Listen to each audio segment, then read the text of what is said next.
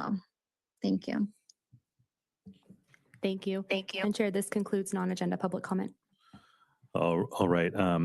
Thank you for that. Do we have any committee, mayor, city attorney, or independent budget analyst comments? Okay.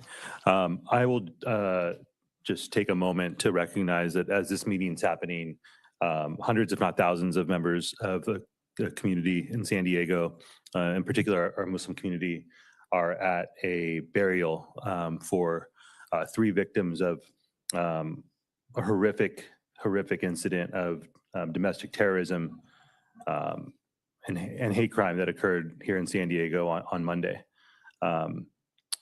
They participated in a burial prayer at Mission Valley and are laying those men to rest at this time.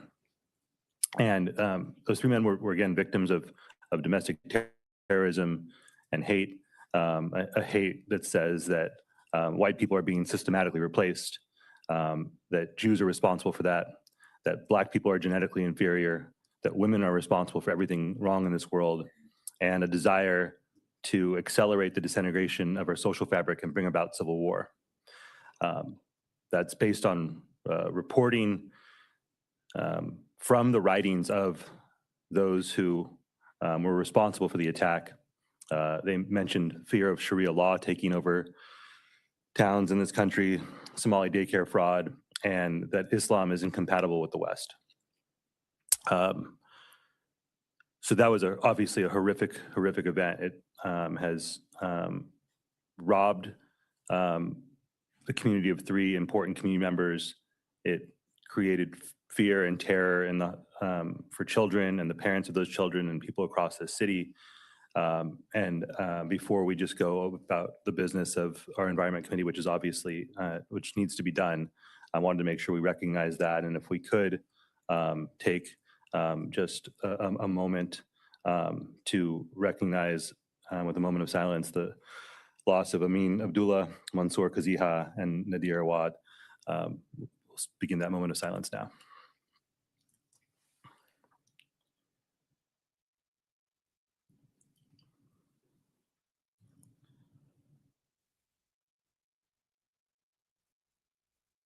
All right, thank you, everyone. I appreciate everyone respecting that moment.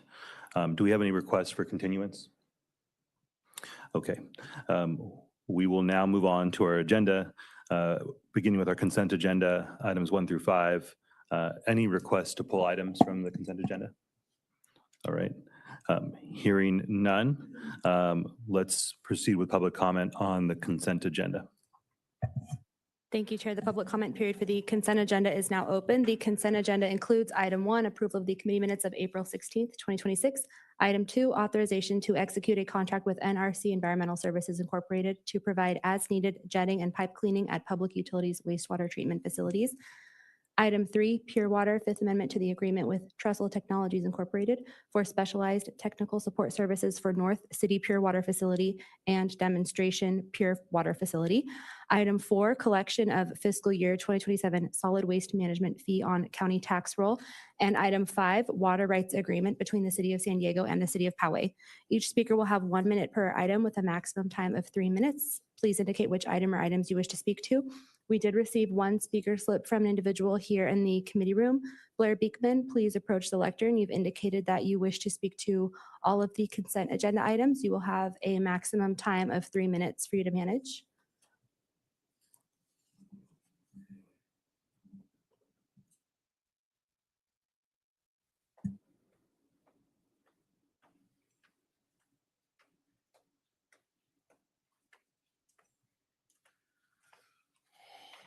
Hi, Blair Beekman.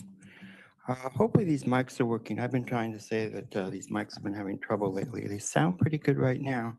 I'll continue this way, and if I hear it again, I'll be sure to tell yourselves in reviewing this on video afterwards.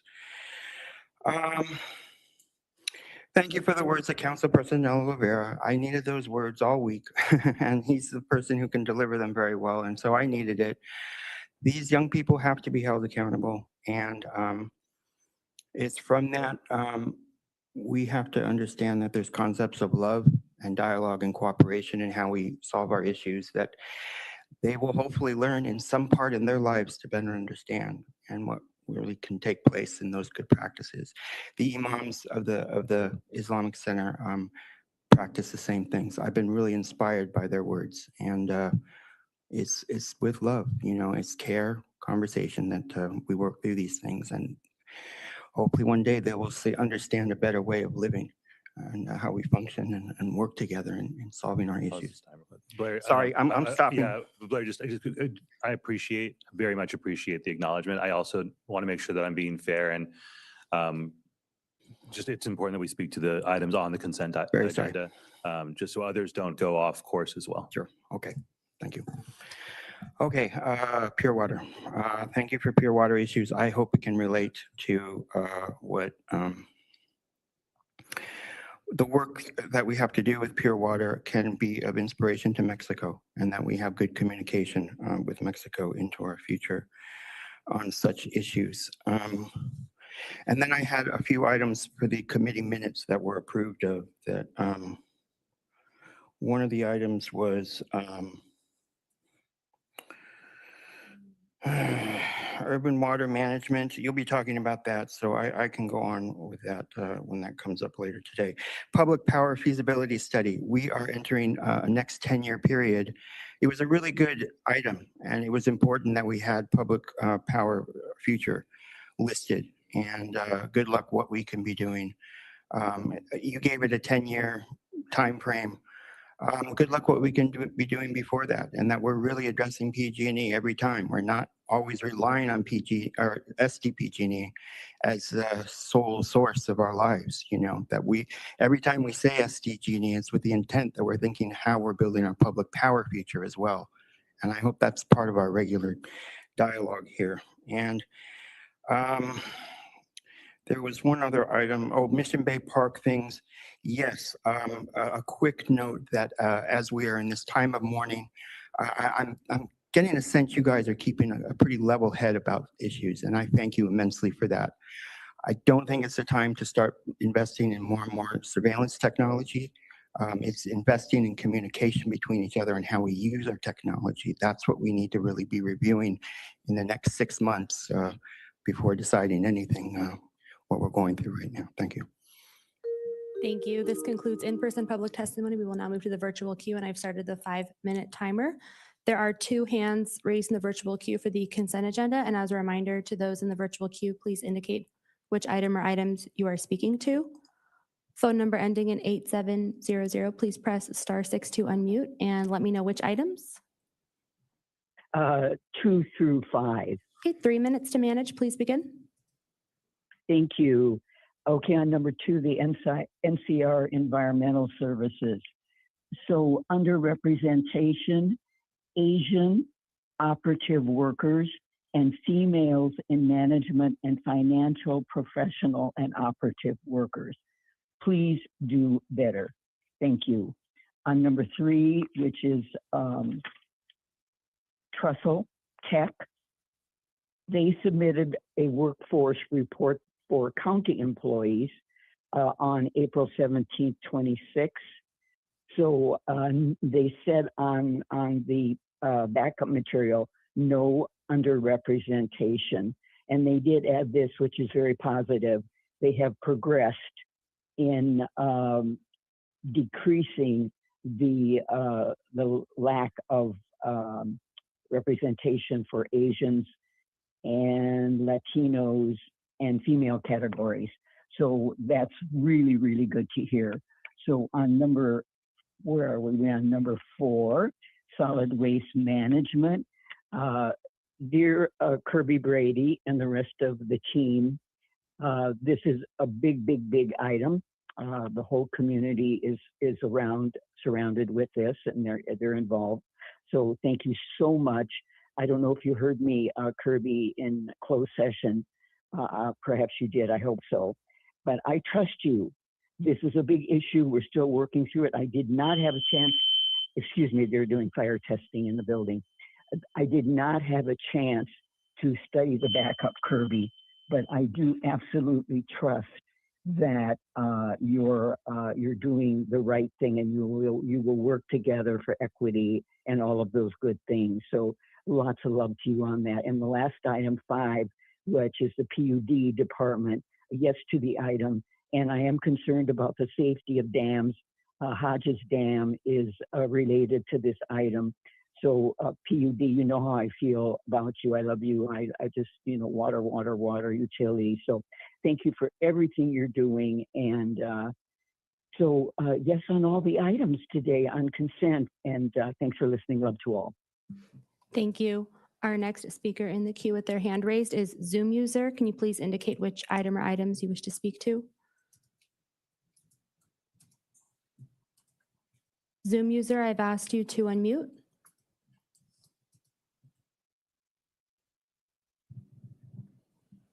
Zoom user, I've asked you to unmute. There you go.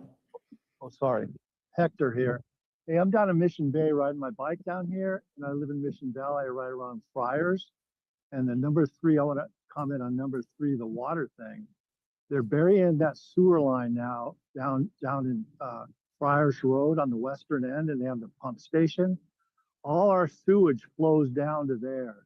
And then they're going to pump it up to Miramar to treat it.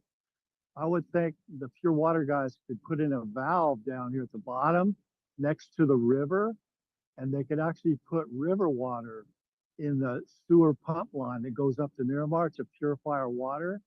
If things got tough, we could pull water out of the San Diego River and shoot it up the pipe up to Miramar and treat it. Not right now, but in the future.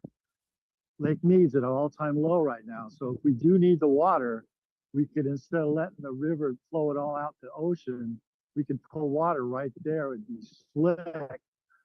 And it would be, now's the time to put the valve in. They're 4-foot pipes, 3-foot pipe. Thank you. This does conclude your time. Thank you. And Chair, this concludes public comment on the consent agenda. All right, thank you so much. We'll begin council discussion with Council President LaCava.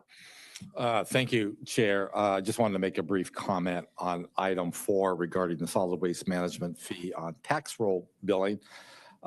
Yesterday, of course, we had a big announcement of a tentative settlement that will have impacts on solid waste management, and subsequent items will be coming forward to council.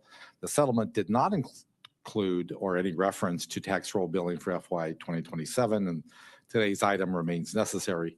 As we've seen, tax roll billing is by far the most cost-effective solution for property owners, and its reliability benefits both the city and our customers. And as a reminder, and I'm sure we will hear this again, for anyone in need of a financial help, our financial assistance program is available and will be discussed in further detail later today. And with that, I will move the consent items. Thank you, Council President. Vice Chair? Thank you so much. I would be happy to second the consent agenda, and I want to give special thank you to PUD for their wonderful briefings and explanation of their items. Thank you. Thank you, Vice Chair. So we have a motion and a second. I'll thank you, Council President, for your work on ensuring that we weren't in a very, very scary place this fall. And as you mentioned, this particular component in item 4 saves the taxpayers of San Diego many, many millions of dollars, if not tens of millions of dollars. And so it's important that we kept that, and I'm glad to see that the taxpayers will continue to benefit from this more efficient process. So with that in mind, we've got a motion and a second. All those in favor, please say aye. Aye. Aye. That passes unanimously. And we will now move to our information item 7. And we'll begin with hearing from Dan Denham, General Manager, and Jamie Bradford, Assistant General Manager from the San Diego County Water Authority. Natalie? Thank you, Chair. Item 7 is San Diego County Water Authority update. And if you wish to call in to provide comments on item 7, you can dial 1-669-254-5252, and the webinar ID is 160-732-9638 #. Chair? All right, thank you. Mr. Denham, Ms. Bradford, If you would please introduce yourself for the record, even though we kind of did that already, and then let us know how much time you'd like to present. Good afternoon, Chair Elo Rivera and members of the Please turn committee. on the microphone by pushing the button. It's on. I'm probably just talking in my deep radio voice. Dan Denham, General Manager at the San Diego County Water Authority. Hi, good afternoon. Jamie Bradford with San Diego County Water Authority, Assistant General Manager. Maybe 20 minutes. All right, thank you. Please proceed. All right, thank you. Again, appreciate you all having me here today. I hope that we can come back more frequently. There's a lot going on here locally and on the Colorado River and statewide. What I really want to do with this presentation is hit three things. I want to talk about hydrology. I want to talk about the watersheds, the lay of the land in that regard. I also want to talk about some of the exchanges and transfers that we've been doing. Hopefully you're all aware of those. They've been in the media lately, and we've been very successful in that regard. Excuse me. And then I also want to eventually get into something that we're all very interested in, which is the Water Authority's rates and charges for the next calendar year. So let me start with the weather report. I think intuitively you all know that red is bad and white is good here on the heat map. I think that holds true with the Colorado River Basin and how you see it there. It is the worst year on record in the Colorado River Basin. What needs a little bit more explanation, though, is what you see in California, because California is arguably in a different shape than that white color pattern there suggests. We are in a 45% state water project allocation, meaning that we probably only are going to receive 450,000 acre feet of the 1 million acre foot allotment from the state water project. Typically, on average, state water projects about 70% or 700,000 acre feet worth of water. Nonetheless, state water project contractors, Metropolitan in particular, who we are, of course, are a member agency of, pays $650 million a year for water, whether you get one drop or the full allotment of 1 million acre feet worth of water.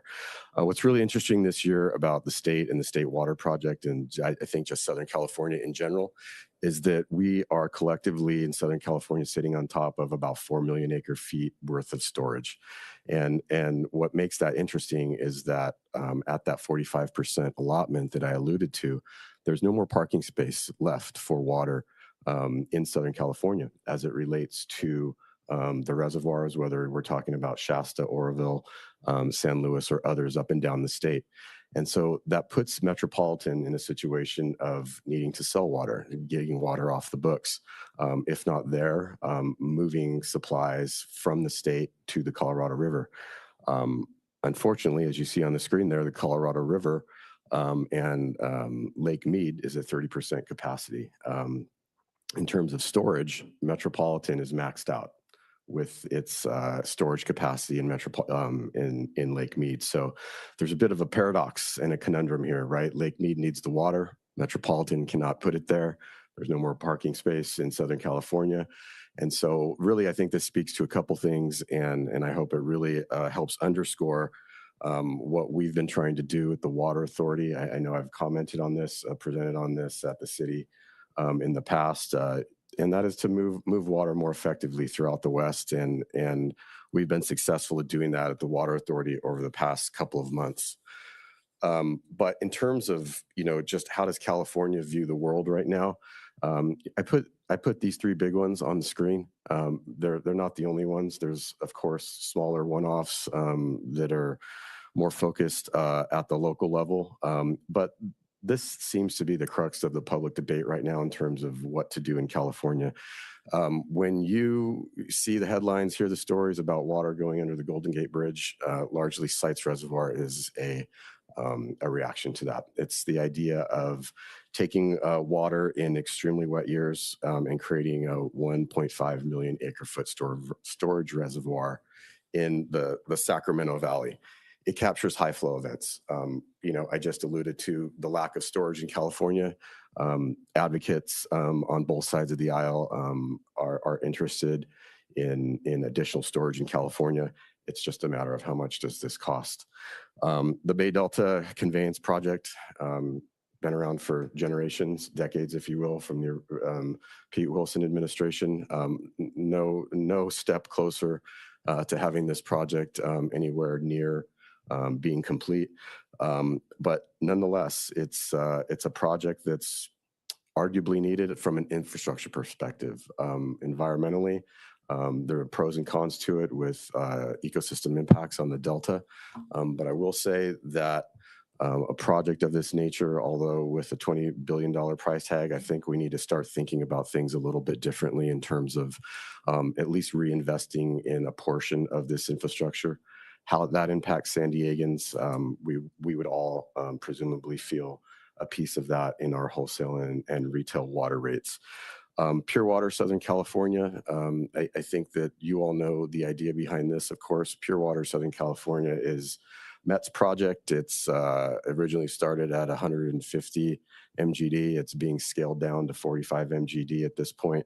There will be a big decision at the Metropolitan Board within the next 6 months or so as to a go, no go on all this. I bring these three forward to you because the timing, affordability, equity, and scale of these projects, they really do impact generational policy decisions. And hopefully it goes without saying, we can't have all three.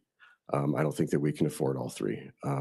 We've gotten to the point where we are going to have to pick and choose, or at the very least start to do things a little bit differently in terms of water management in Southern California.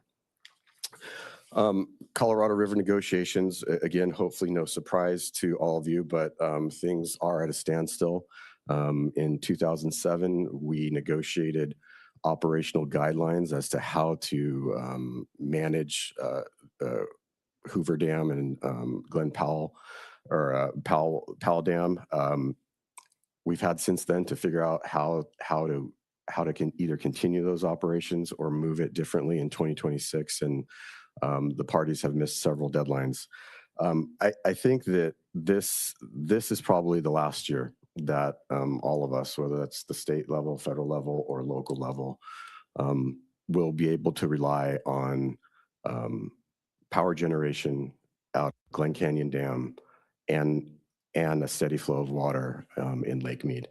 I say that because we are about 30 feet away from losing power production at Lake Powell.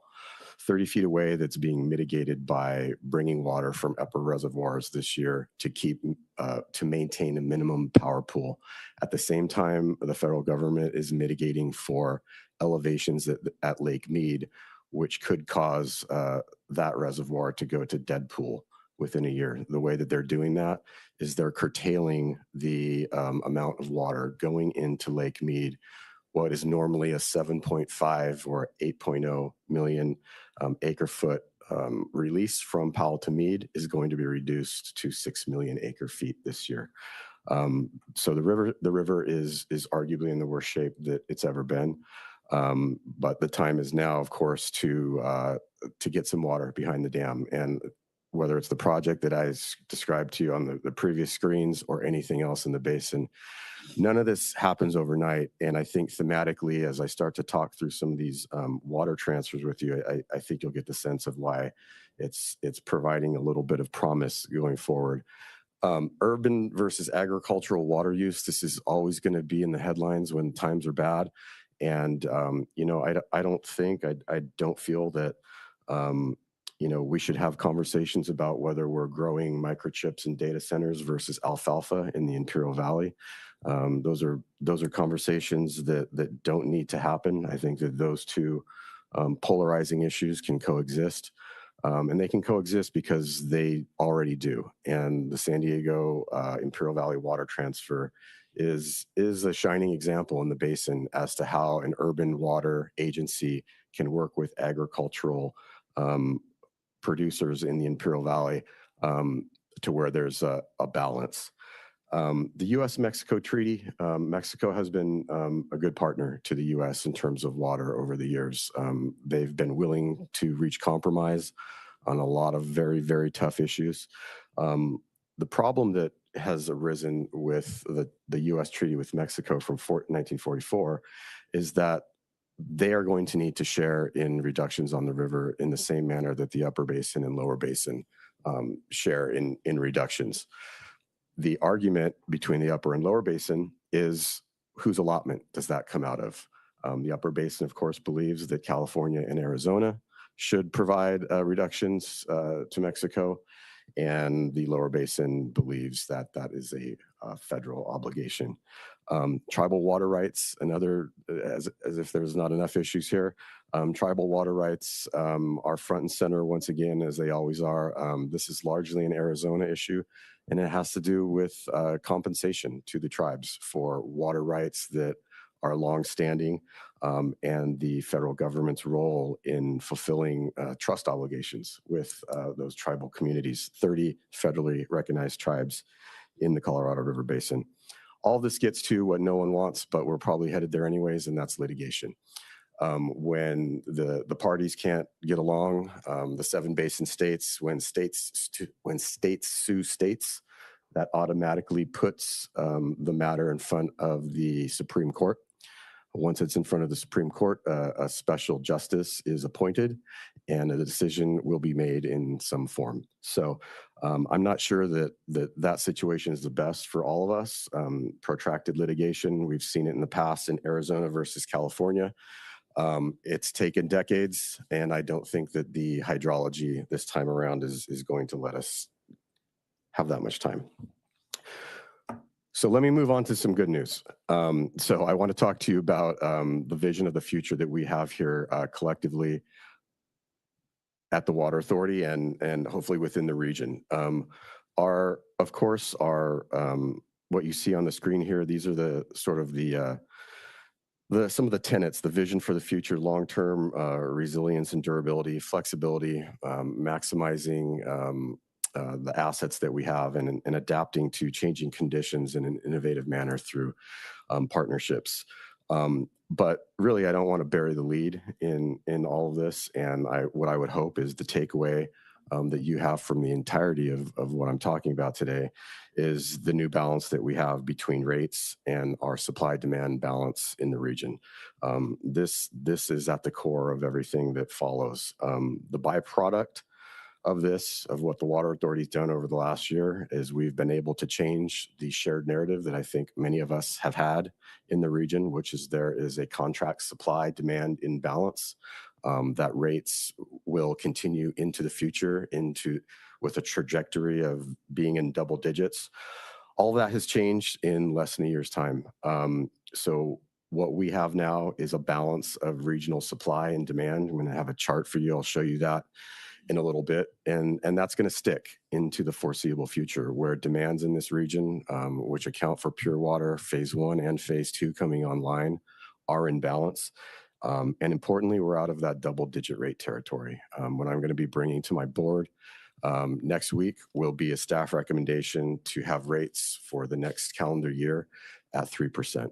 It's quite a different environment than the last time I was here in front of you. The last several times we've all had private and group conversations where rates into the foreseeable future were something that we're all absolutely dealing with.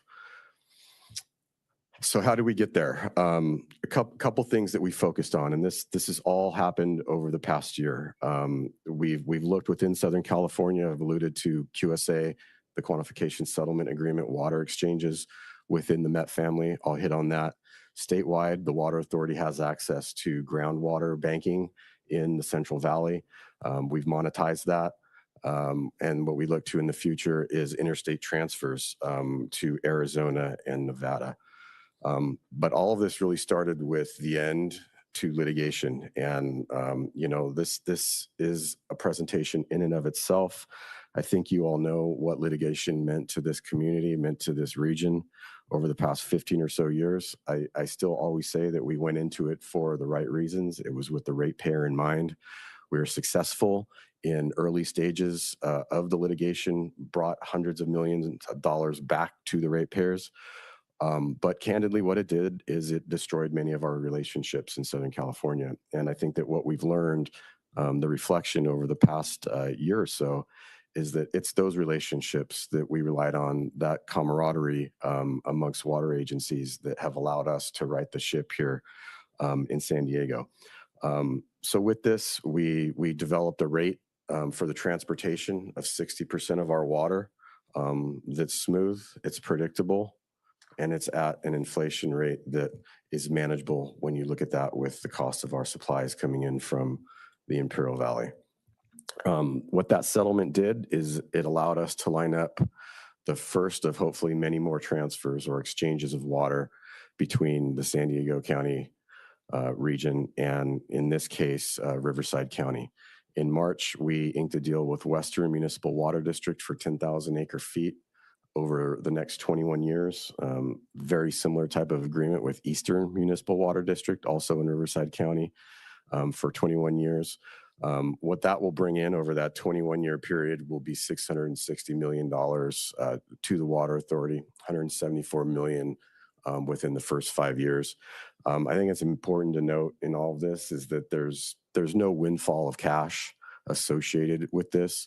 What this does is stabilize sales for the region, arguably sales that were lost or displaced when two members left the San Diego County Water Authority in Rainbow and Fallbrook. I think it's a very good proxy for all of you in your minds as you think of what was the impact of losing those two agencies. Well, it's very close to 20,000 acre feet worth of water. So I think what this speaks to is it's helped stabilize things, get things back to where they were arguably, 5-10 years ago with those sales, the 20,000 acre feet. I just want to very simply show you how this works. We talk about paper water transactions, virtual water transactions. This is the graphic construct of that, and it's no more simple than the Water Authority paying the Imperial Valley to conserve water, over the course of the 45 or 75-year agreement if it's extended. The Imperial Valley leaves that water in the Colorado River. Of course, there's no direct pipeline to San Diego, and the water makes its way through the Metropolitan Water District to the San Diego County Water Authority. That's the CRA, the Colorado River Aqueduct. That was the crux of the litigation over the past 15 years. The cost to get that water to San Diego is what we were in disagreement over. So the water is in the system with no new infrastructure. Riverside County, the two agencies pay the San Diego County Water Authority a negotiated rate. And it's no more simple than the water makes a left or a right turn off of the aqueduct at the turnout to Riverside County. We're looking to extend this concept a little bit, and I alluded to this in terms of what we want to do at the federal level. Another virtual water transfer. This one, of course, involving the Carlsbad desal plant.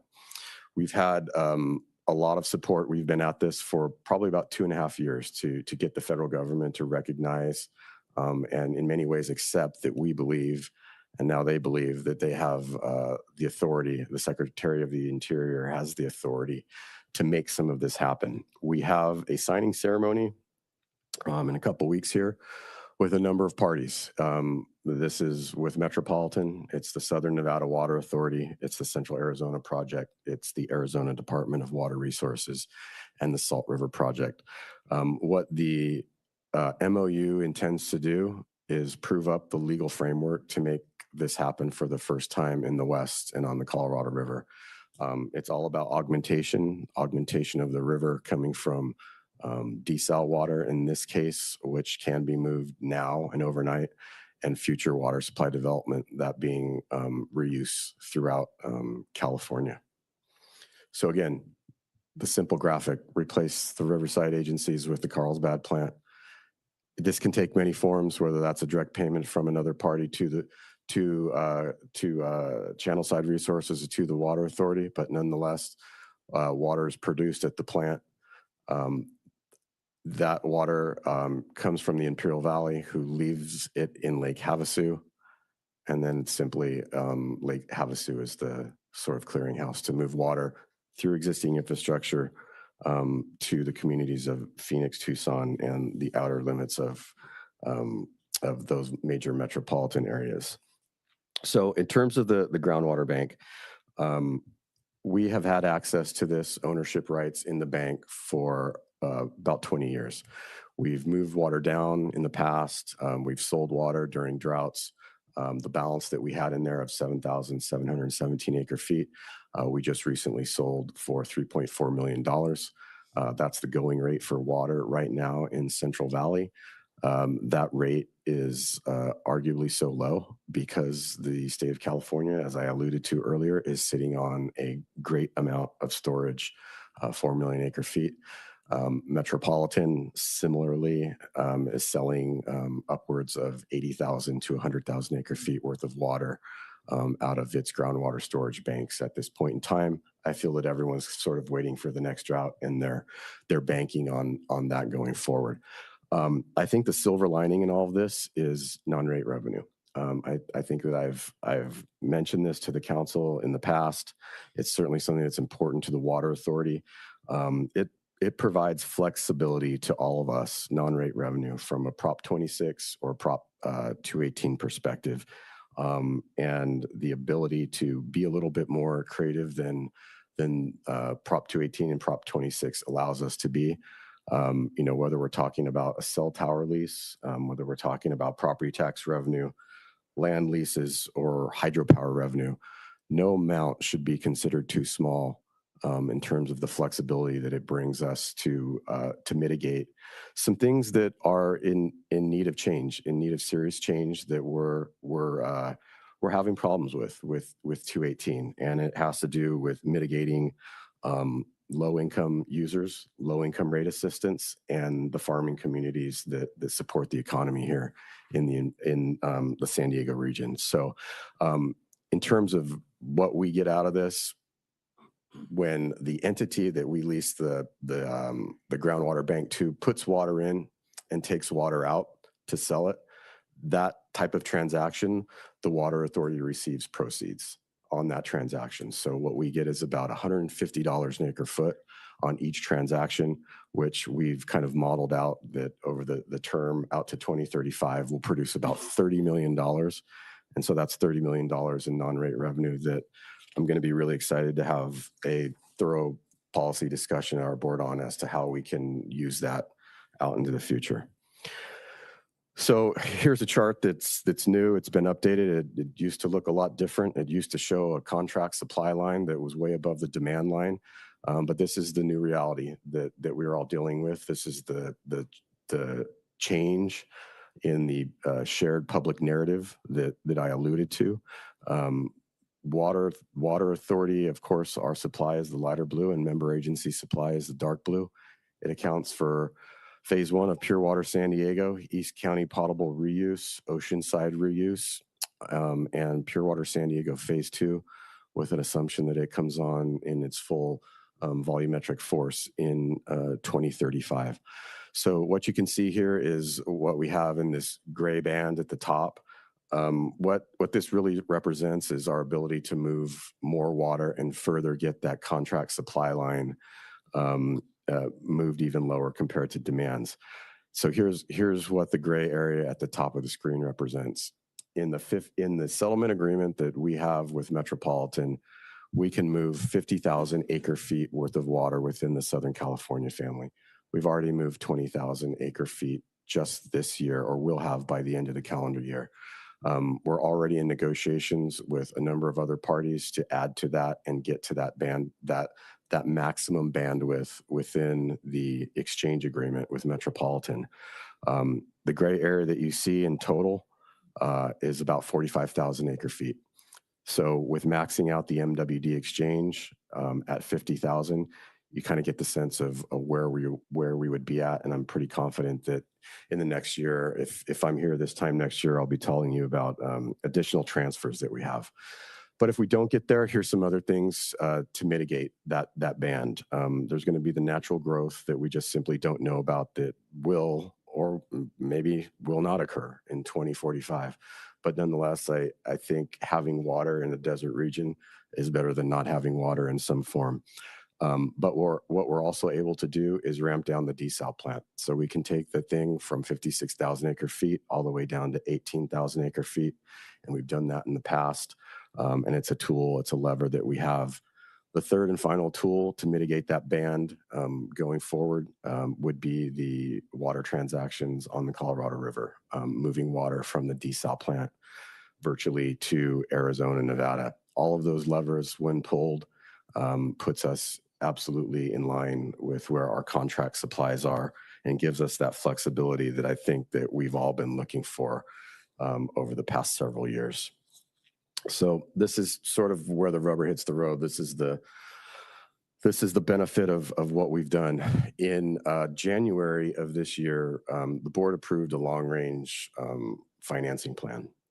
And we had assumed rate increases along the lines of what you see on the screen there. Not quite the double-digit rates that you all have experienced from the Water Authority over the past handful of years, but nonetheless, still moderate rate increases when rate fatigue is what it is. It's set in and everyone's sick of it, and I certainly understand that and live with that every day. This accounts for this slide right now, Pure Water Phase 1 and Pure Water Phase 2. So with Phase 1 online, presumably in 2027, that volume now being taken by the city or lost from the city, a 5.8% rate increase is what we were projecting. Out to 2035, 10.6% with Pure Water Phase 2 coming online. As a result of those transfers that I just described and some of the other actions that we've taken, this is the new rate future that we're looking at, something that more resembles inflation. Whatever inflation means to you, whether it's 3 or 4%, I would tell you that there's a lot of data and there's a lot of experience in the utility industry that suggests that keeping public utility rates and enterprise fund at inflation rates, even inflation +1, is probably a best practice in terms of sustaining your infrastructure and sustaining salaries for employees, everything associated with running a public utility. That's really where we hope to be. I think that's where we are now. Like I said, the board will approve or be asked to approve a 3% rate increase. This is the average effective rate of all of the member agencies. Some are lower, some are higher. That band is not as extreme as you would think, despite the different profiles of the different agencies that we have at the Water Authority. So last slide here, and this is just to wrap it up. I think that we've hopefully you all see we've turned the corner quite a bit from the conversations we've been having in the past, fighting with our wholesaler and Metropolitan, fixing that and moving on to changing our business model at the Water Authority and doing things differently. We, of course, still have a lot to hang our hat on. The Carlsbad desal plant is going to provide options for us into the future. Arguably the cheapest source of supply in the U.S. and the canal lining projects that we have, $30 an acre foot. That's something that everyone covets in Southern California, and the ag to urban transfer, of course, is a price point that you can no longer get at about $800 an acre foot. We're obviously all going to double down here in the region with reuse and continue to adapt to reuse projects. And I think I've showed you in some of the charts here, all of that's fully incorporated into the Water Authority's financial and demand profile going forward. So that concludes my presentation, Chair Elo Rivera and members of the committee. Of course, happy to answer any questions. All right, thank you so much. Appreciate the presentation, Dan. We'll turn to Jordan for some comments from the IBA. Thank you, Chair Elo Rivera, and good afternoon, members of the committee. My name is Jordan Moore from the Office of the IBA. First, I would like to thank the leadership from the County Water Authority for coming to present to the committee this afternoon. As you have heard, there has been progress on CWA's long-term financial issues, which mostly stem from having to contractually buy more water than they are projected to sell, particularly when local reuse projects like Pure Water come online. As you've heard, while up to 20,000 acre-feet of water has been sold in 2 recent agreements, we note CWA initially advertised up to 50,000 acre-feet is available, indicating there is more work to do to right-size supplies in the near term. We agree that sales of or transfers of 50,000 acre-feet should be the goal in the immediate future. This holds even if CWA projects sales to be temporarily above take-or-pay limits over the next year, as water that is sold to other agencies right now is being sold at a higher price than the water that will replace it from Metropolitan. Metropolitan remains CWA's least expensive source of water, but it is one that it does not tap to the extent that it could because of CWA's contractual obligations for other more expensive water like desalinization. In the long term, more water obligations will need to be offloaded, and as you saw on the slide, particularly around 2035 when Pure Water Phase 2 begins. If additional sales do not materialize in the next couple of years, CWA's future rate increases in 2035 will go back to being double digits and could be larger if current conservation trends do not reverse. Our office looks forward to seeing additional progress on sales and transfers by CWA, and will examine how these actions impact San Diego ratepayers as new information becomes available. Beyond that, we would reiterate our recommendations around both the development of a new business plan for CWA and management of the City 10. Currently, we know CWA is working with other regional general managers on a new business plan for the agency that will right-size CWA operations in the current declining sales environment. While outside sales do help defray the cost of water purchases, they do not cover CWA's own costs for things like personnel, debt service, and other operating activities. These costs are increasingly paid through fixed rate adjustments, which the city does not benefit from when it lowers its purchases from CWA. Reducing these costs is crucial to obtaining additional affordability, which has been noted by our office as well as in the draft municipal service review recently released from the Local Agency Formation Commission.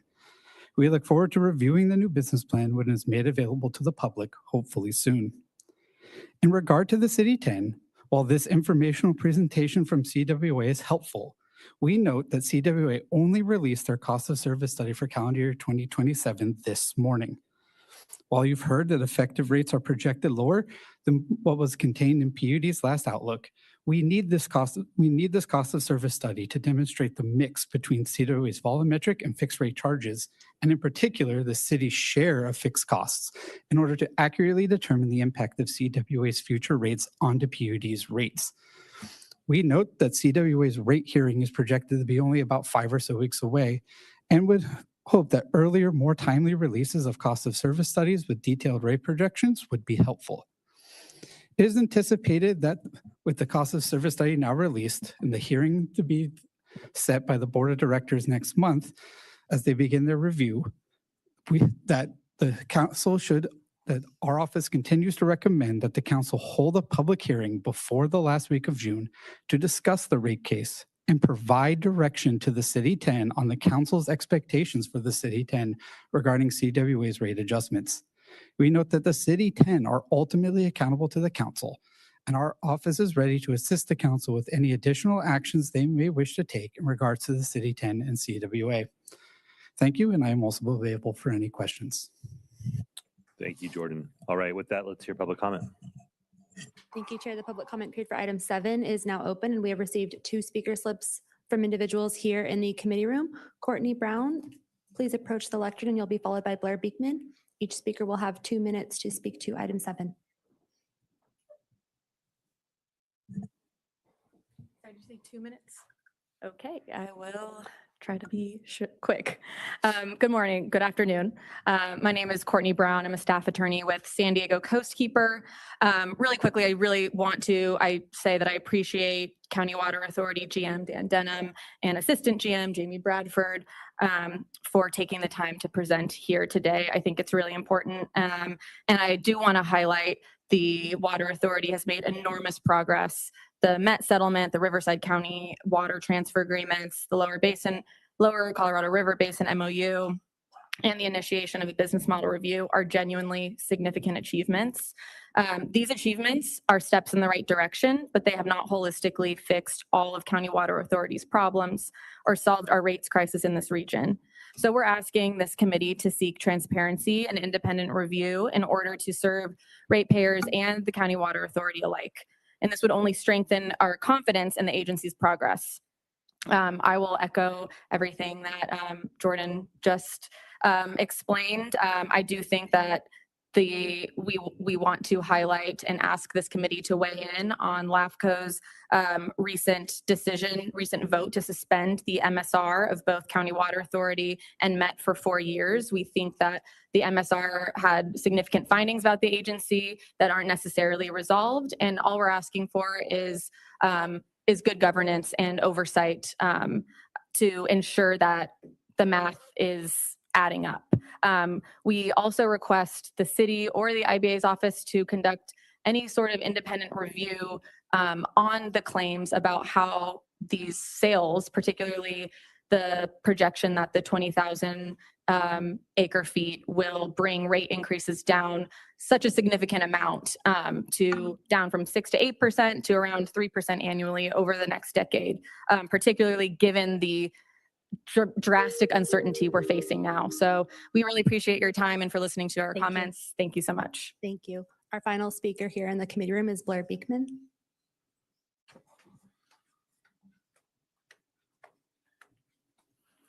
Hi, Blair Beekman. From the previous speaker, thank you for her words. You could really hear the mic has a serious problem. I think it's this mic that has a problem, and it's fritzing out and it short circuits a person's voice. Hopefully this can maybe work and we can talk about it afterwards. I've been talking to you this item for over a month, but I hope we can work on it. To try to offer my comments, we've had a lot of difficulty in dealing with water board issues. They've explained they're trying to put their new program into place and they have lost allies in that process. Good luck in rebuilding those allies. Hopefully it's just a matter of learning to invite what the new future of the water board is and what they can be doing towards that goal.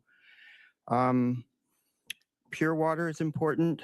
What we're doing with the future of pure water. Thank you immensely that Council President Ella Lovera has very nicely, he's taken the hype out of how we talk about pure water. It has an important purpose for our future. It may not be exactly everything, is how I'm understanding, but it can be helpful. But yet we can't rely on it as our go-to for everything. And we're going to have to learn how to navigate that language and understand that scientifically as well, and be more clear on that. And good luck how we do that together. One other item to bring up, the water board here, they have been probably very much inundated with the concept that they have to learn to have a more public process in how they address their issues. Oh, water increase issues. Hopefully their current 3.0% projections can be at a 1.5% increase, and we can haggle over that price at least. And to conclude, to work on the public process. The San Diego Port Commission has been working on the public process. Accountability is really important. It brings so many more ideas to invite the public. Good luck in that effort. Thank you. Thank you. This concludes in-person public testimony. We will now move to the virtual queue. There are 2 hands raised in the virtual queue. I've started the 5-minute timer. Zoom user, please unmute and begin your comments. Hector here. Hey, when you guys heard the words from this guy, we can trust Mexico, that should have set up a bullhorn. We're going to rely on Mexico for our water rates.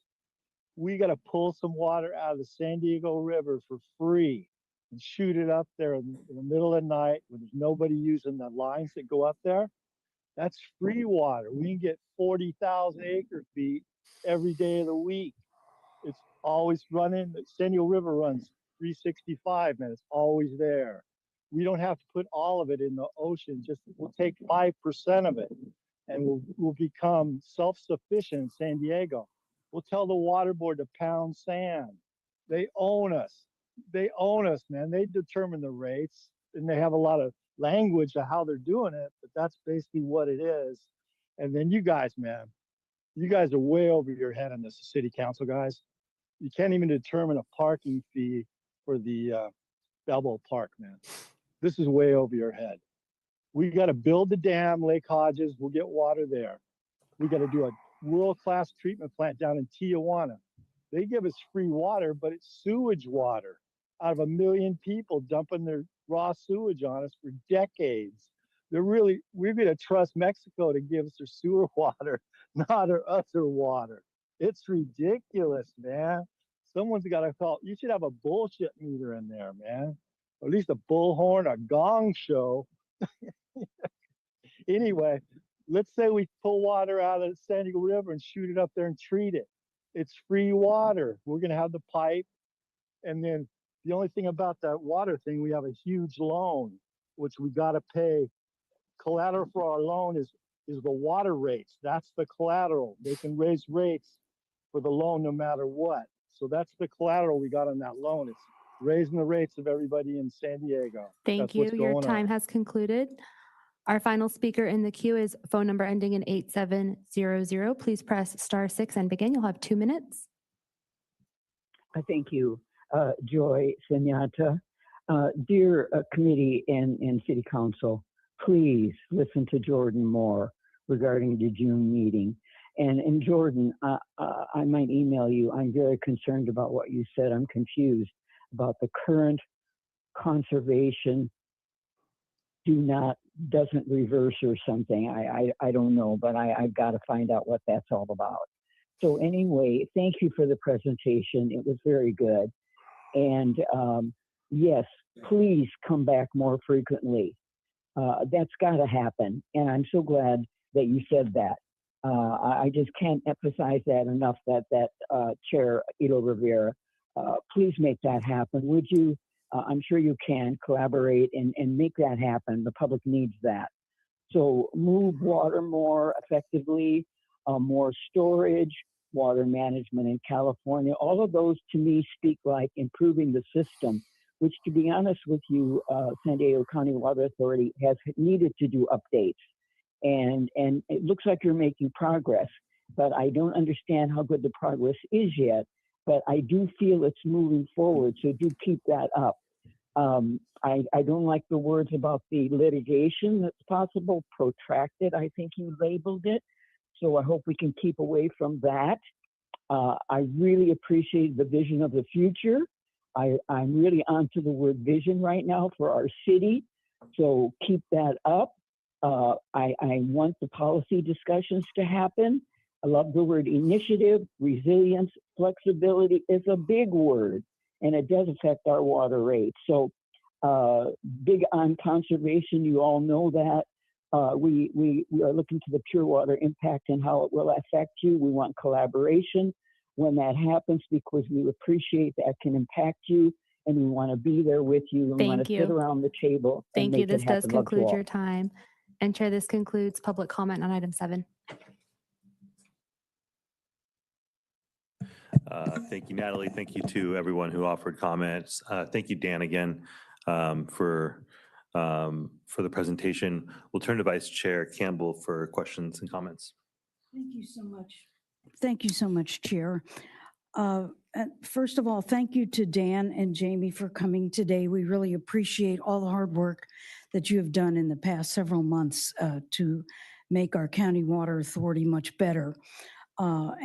First of all, I want to thank our 10 members of our San Diego city members of the County Water Authority for their hard work, and especially our chair, Nick Serrano, who's our own San Diego person who is now chairing that board. I would like to ask that we continue, that the Water Authority, the County Water Authority, you guys, continue to always review your budget and make it available to our city council openly, transparently, so that we can understand about the costs. I know things have improved. I wonder if there's more room for improvement. We must help the ratepayers of the city of San Diego, those who use our public utilities department, to get their water. We need them to benefit. They are hard pressed, and we need to help them. And so I'm greatly encouraged to hear about the possibility of the rate increase being much, much less than we had expected. And I'm very glad to hear that good news. And let's keep up the good work to try and help our city of San Diego residents. Thank you. Thank you, Vice Chair. Council President. Thank you, Chair. I do. Well, thank you, Dan and Jamie. And as an engineer who thinks he knows a lot, you threw an awful lot of information at us. And I think that was exactly the right thing to do because it is that complex. We can often be guilty of thinking if it's a very simple thing, just get us the water, give it to us at a low price, and we'll move right along. But there are so many different factors balancing the entire Colorado River Basin and how the drought affects different parts of that differently, the different agreements that have been made over the years. all the agreements, the Water Authority, and I think I've often talked about the extraordinary work that was done years ago in the Water Authority when we were very much thought we're at the end of the pipeline, we're the most at risk. If things don't go well, if there's prolonged droughts, and that necessitated building very expensive infrastructure that now is in place and has to be maintained. And you have a decreasing demand. You have City of San Diego and others going to pure water, which further reduces the demand. And it's a delicate balancing act that you have to achieve. And you've done some extraordinary things. When I knew you were coming today, I'd never imagined that you would take what were single-digit water rates and then say, oh, yeah, by the way, we're going to cut those in half, roughly. That's pretty huge, although I guess somebody wants you to cut it in half again. I'll let you figure out how you're going to do that. So I'm so grateful for that. And coming here, I think, helps us talk to our ratepayers when we go through our water rate studies as well. And I know that we'll be having one in September, October. I think we'll announce it before we go on break. So having the latest information from you really helps us set our water rates going forward. I'm not going to try to delve into the complexity of everything you put on the table because I'll just look like a fool here, but we appreciate your availability. I think there's been quite a sea change at the Water Authority, and the average person may not see it, but I think a lot of us do, and we're very grateful. And I've heard a lot of people speak very highly, Dan, of your leadership. I know Jamie adds to that as well, and that can only serve us well over the long run. So a couple of questions. One, we heard quite a statement from the Coastkeeper and some of their concerns and that interrelationship with LAFCO. Do you want to offer any response to that at this time? Yeah, I can provide some thoughts on that.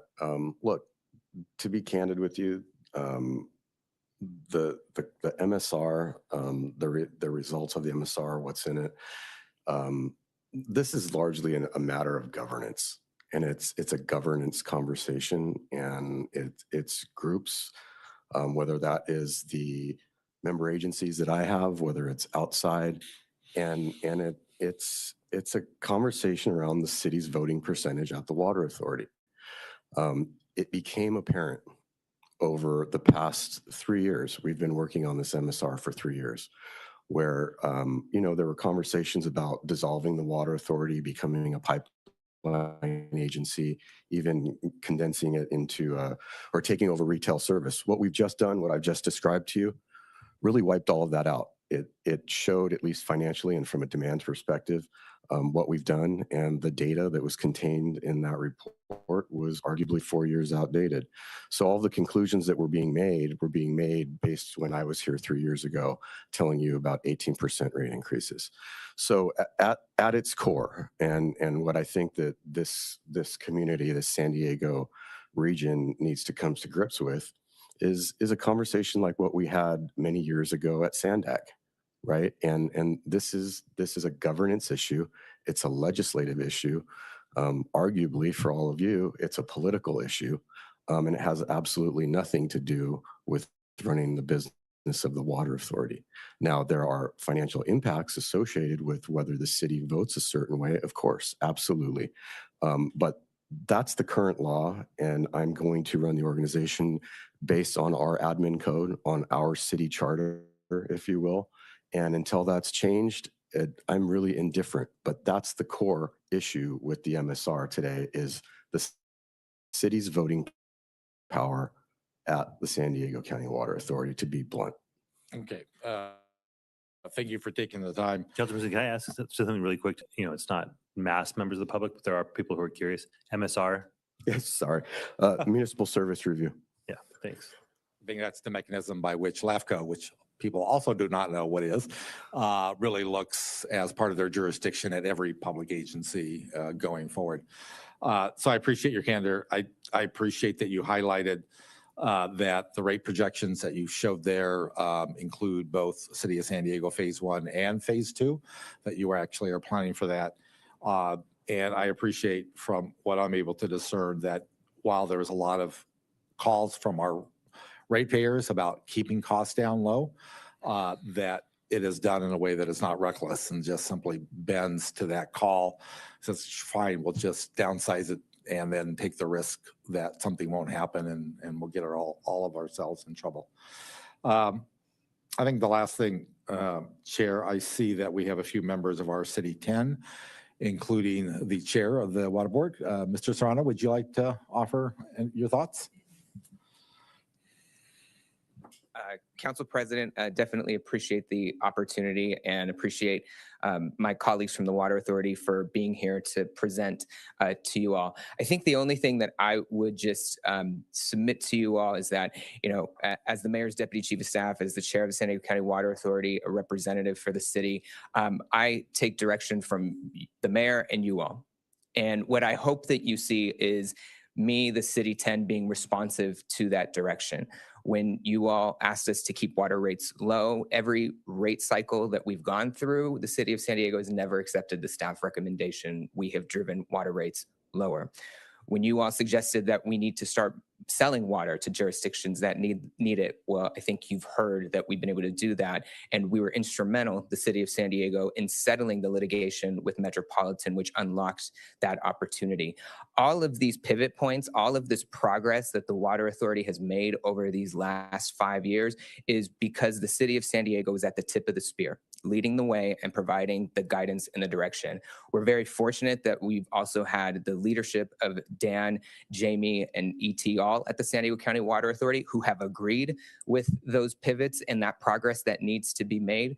But at the end of the day, we continue to take direction from the Mayor and the City Council. We continue to prioritize ratepayer affordability, and that will always be our North Star at the Water Authority. So you have that ironclad commitment. We will keep coming back. The San Diego County Water Authority will keep coming back. I will keep taking your direction to the City 10. And so I appreciate the opportunity, again, to offer those comments, Council President. All right. Thank you, Nick.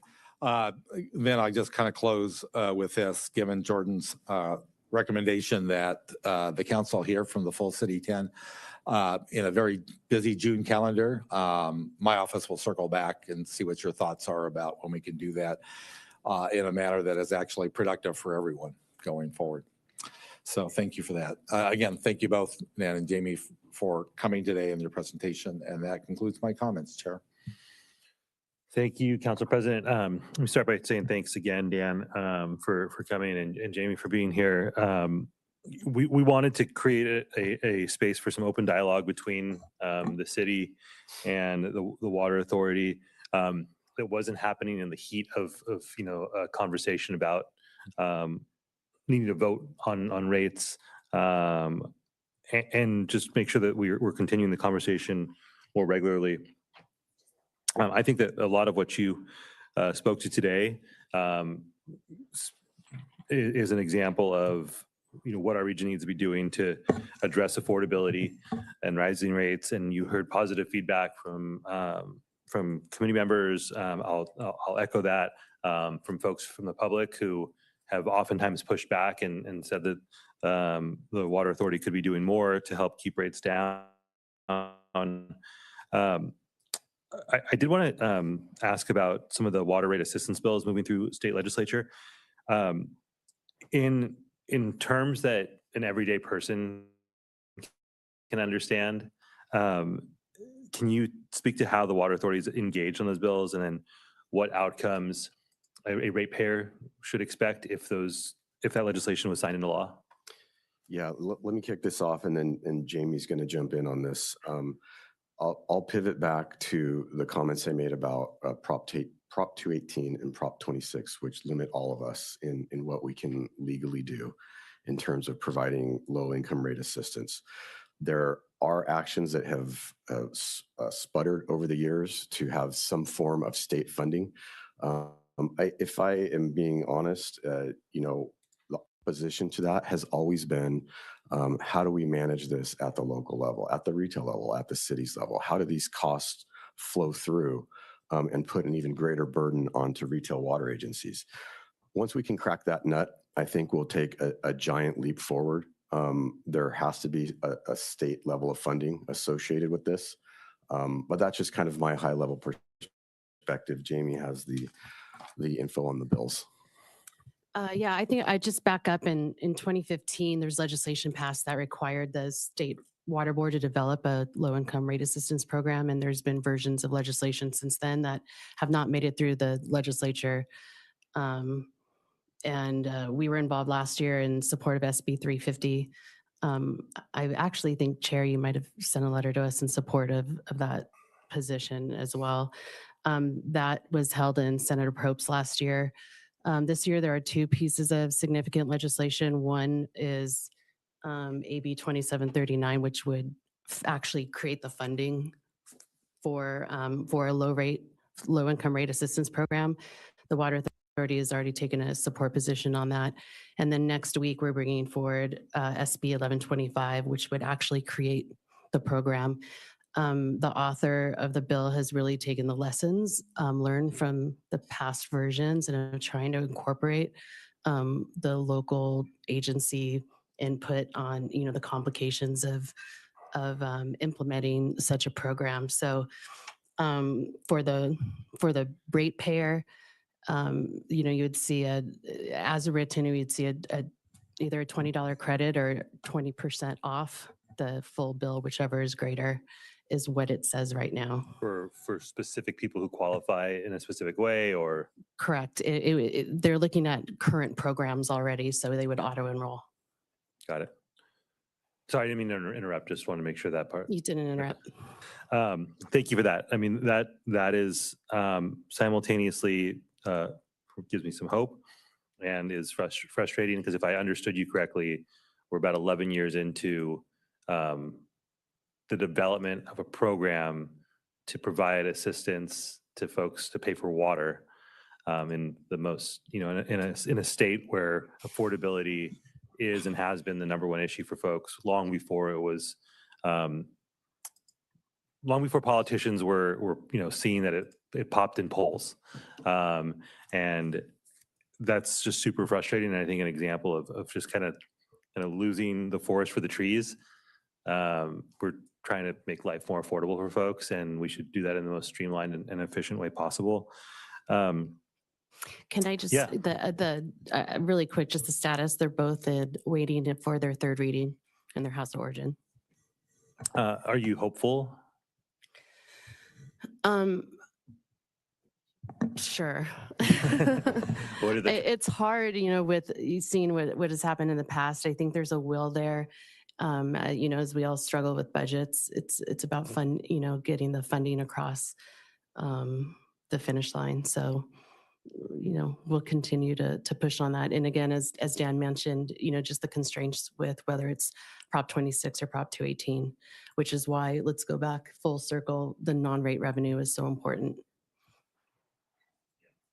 That part of that system that's been built to create really no flexibility. This city's dealing with, and it's not just the city. Agencies across the state are going to be dealing with the ramifications of a decision that basically says no matter how much water you use and where you use it, we can't charge any different for grandma who's brushing her teeth with water and a very wealthy individual who just likes the way the water looks running across their lawn. And that might sound a little bit dramatic, but I don't know that I'm wrong in describing it that way. And there are wealthy individuals in this state who have spent considerable resources and required the city to utilize considerable taxpayer resources to keep that system in place and in the most extreme version possible. So again, that makes the non-rate revenue that much more important. And I'm just really glad to see us leaning more and more into that. One additional question along those, well, let me ask this first. There was a couple references to the cost of service study, and we're hoping that can get to the city as soon as possible. Is there a timeline on when the city will be able to receive that? Yeah, it's out now. We can provide that to you. Okay. Just in all candor, the reason that it takes so long is because we're making last minute changes to it. And, there's an internal process, but in my mind, the most important variable in that cost of service report is also the most simple, and that is how much water you're going to sell. Right. And so we are up until the last minute continuing to update numbers from our member agencies. And it came in this last time around that the water sales projection was higher. Higher water sales projections means lower rates. And so bringing it early, you wouldn't see that 3%. It would be something different. But now that we have the true and accurate data from our agencies, that's what helps us get down to that number. Thanks, Dan. Jordan, does that sound good to you? You have any follow-up questions on that? No, I would agree. I will just say part of why I stumbled was when I wrote comments last night, it wasn't up. When I checked it again this morning, it was, and it just takes time to get through the 100+ pages of cost of service that they have. But that's also why I can't tell you today what's going to happen. Yeah. But with more time, we can. Thank you. Dan, you spoke about the transfer agreements, and we're really appreciative that those are happening.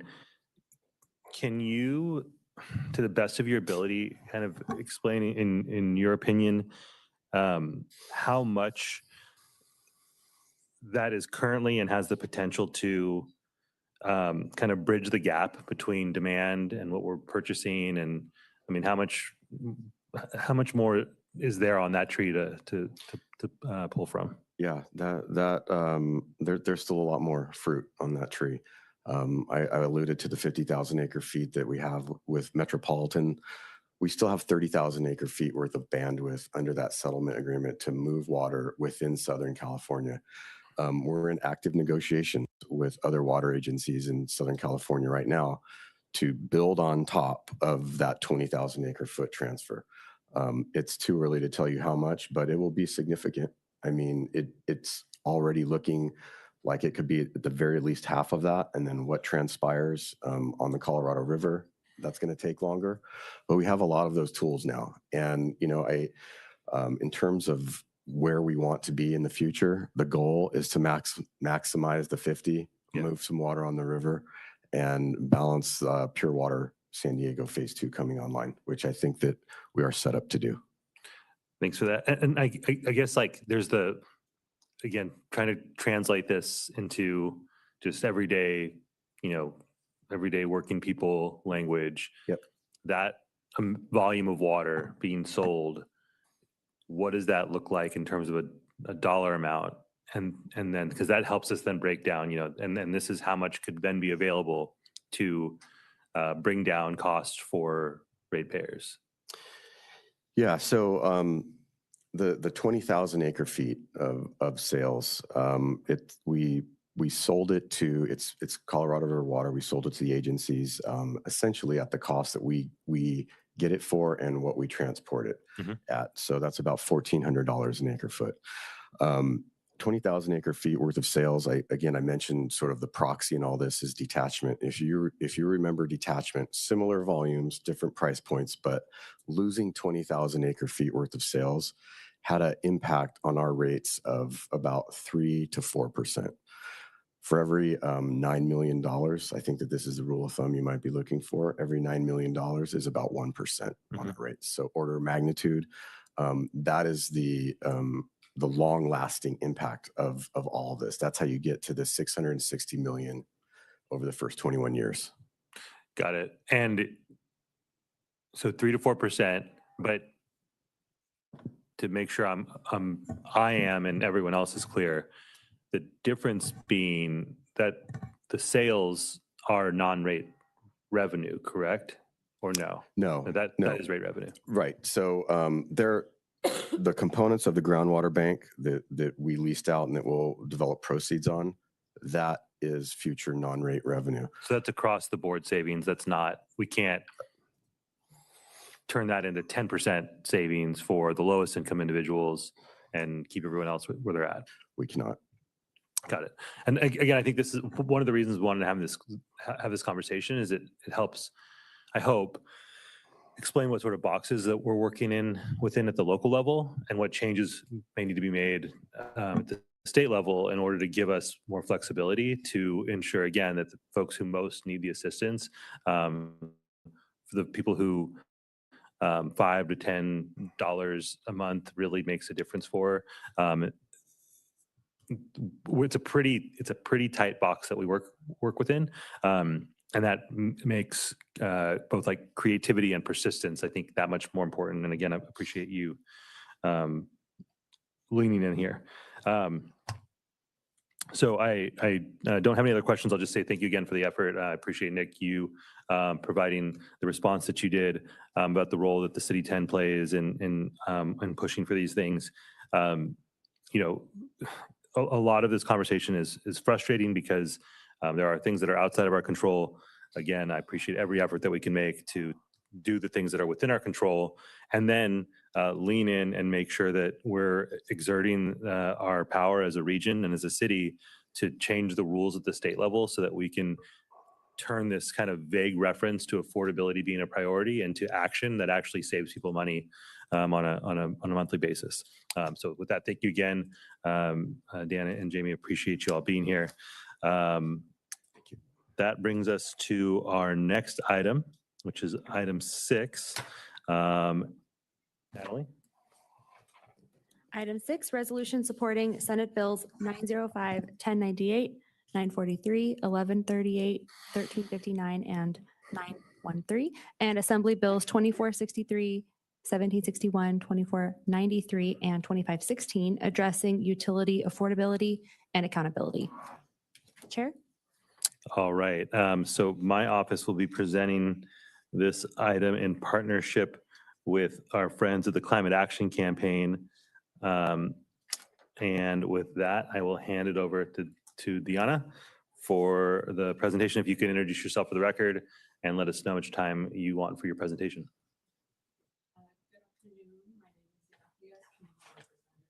Can you please turn on the microphone by pushing the button? Thanks. There we go. Gets the best of us. Good afternoon. My name is Yana Frias, Community Representative for District 9, and joining me today is Anthony Dang, the Policy and Community Outreach Manager at Climate Action Campaign. and we will need 5 minutes. All right, jump right in. All right. On behalf of Councilmember Ilo Rivera, we are here to present the resolution supporting a package of state bills addressing utility affordability and accountability. And I will hand it over to Anthony to get us started. All right, thank you, Deanna. First, let's start with some background context. Across the state, utility rates continue to increase the cost of living for millions of residents. Utility bills really impact every single San Diegan, regardless of your background or income level, but it does disproportionately impact communities in concern and low-income families. I'll also point out that having low energy rates is really important for building decarbonization strategies within the Climate Action Plan. I'll go ahead and further illustrate the challenge with some statistics. For reference, in the past 5 years, the average rate of inflation in California has been at 3.6%. And we are seeing that SDG&E utility bills on average are increasing by 9.1% every single year. So that is consistently outpacing the rate of inflation. And as I'm sure many of you know, San Diegans are paying the highest utility bills in the continental US, approximately 70% above the national average, and an average monthly residential bill is $313. Since 2021, we have increased in $200 million in terms of our regional utility debt. Now, nearly 30% of customers are qualifying for bill assistance because of that and are falling behind on paying their energy bills. And that's also on top of the fact that SDG&E currently has 6 rate increase requests at the CPUC as we speak. And so all that has really brought us to this moment. I would say the Sacramento legislature, it might be the busiest year in terms of energy affordability legislation, which is really exciting that our state reps are trying to address this issue. So local and state authorities are pursuing the utility affordability and accountability legislative package, which seeks to enhance California Public Utilities Commission oversight and implement more equitable pricing structures to mitigate the rising cost of living. I'll pass it off to Deanna to introduce the package. Yes, so the resolution for the utility affordability and accountability legislative package we are seeking to bring forward includes support for the following Senate bills. Starting off with SB 905, which expands low-cost public financing options for capital projects. SB 1098 reduces corporate overspending and limits spending decisions. SB 943 incentivizes clean electricity through rate adjustments. SB 1138 reduces procurement costs on ratepayers. SB 1359 creates a framework to prevent customer payments for faulty gas storage. And SB 913, which expands energy resources through multiple pathways. Additionally, the resolution will include support for the following assembly bills. AB 2463, protecting ratepayers from inconsistent billing. AB 1761, which requires data disclosure to prevent billing errors. AB 2516 establishes the California Grid Manufacturing Initiative. And AB 2493, which prevents utility overspending through independent oversight. And pretty straight to the point, the requested action for this item is as follows. Recommend that the Office of Councilmember Sean Ilo Rivera work with the Office of the City Attorney to draft a resolution supporting a package of state bills addressing utility affordability and accountability. And that concludes our presentation, and we're here to answer any questions. Thank you. Thank you, Deanna. Thank you, Anthony, for your work on this in partnership as well. Natalie, do we have public comment? Thank you, Chair. Yes, we have received 2 speaker slips from 2 individuals here in the committee room. Park Troutman, please approach the lectern. You'll have 2 minutes to speak to item 6. You'll be followed by Blair Beekman. Hello, my name is Park Troutman. I'm with San Diego 350. While we believe that public power is a necessary long-term solution for energy affordability in San Diego, because we don't believe that SDG&E will temper their own profit seeking on their own. That is a long-term solution. In the meantime, there's a lot of things happening in Sacramento. There's a lot of thoughtful legislators coming up with creative solutions, like the ones in this package today. They are really tackling energy affordability from all different kinds of ways, from dealing with supply chain issues, with the equipment, by building like local statewide union equipment that's built with union labor, to reducing peak demand through increasing use of distributed energy resources. We think this is a great package, and we are thankful for City Council's leadership in considering this. Thank you. Thank you. Blair Beekman.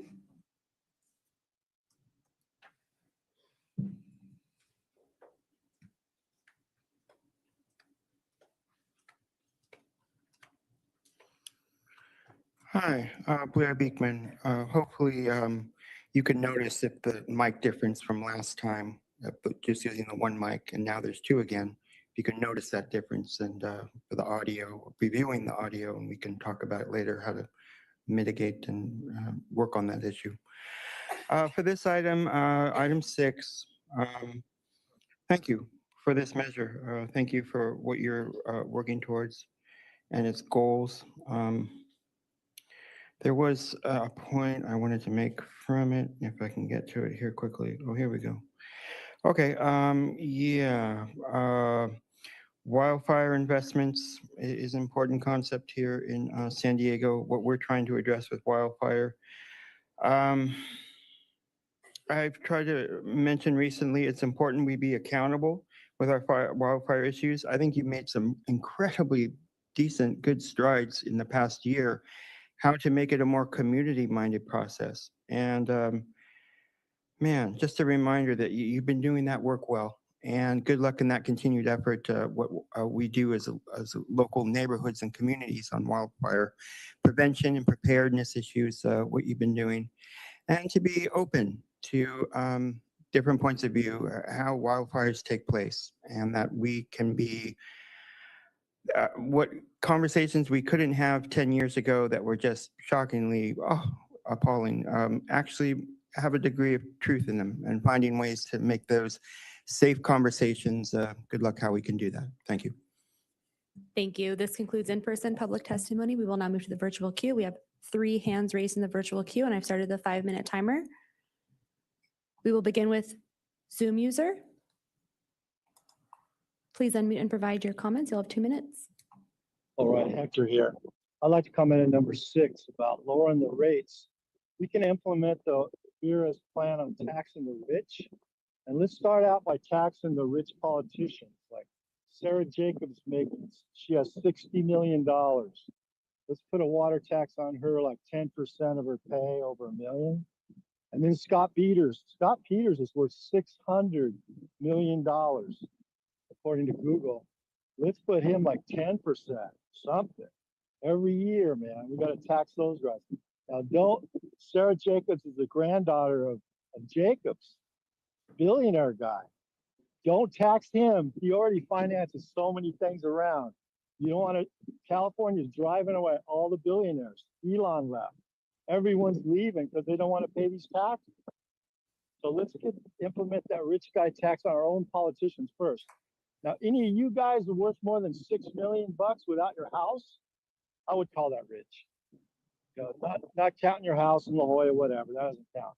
I'm talking $6 million in the bank. And if you do have that much, you got to fess up and you got to pay 10%. So the water bill, sewer bill, just the general bills. And we got to get this. This is the thing of the Democratic leadership in our state, county, and city. The Democratic leadership is killing us. They're making up all these laws. They want to tax us here. They're looking for anything to tax. I'm surprised they don't charge admission there in the city. You sit in those chairs, we could charge like $20 a pop to sit there like a theater. Then one thing we got to do too is immediately remove the meters from Balboa Park. Immediately. None of this wait until the end of the year. Just go over there and take them out, man. It's killing us. It's killing the guys that work there. Young kids that work there are sweating their jobs. They need Thank to have a you. job. This concludes your time. Our next speaker is phone number ending in 8700. Please press *6 to unmute and begin.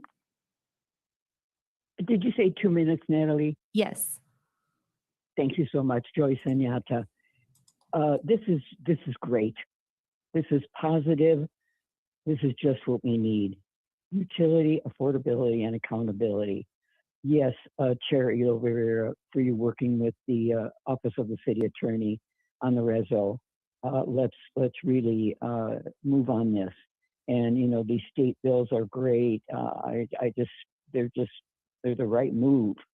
And thank you ahead of time, if not already, to our government affairs department, both the inside and the outside parties that make these things happen on the state level. So blessings on that.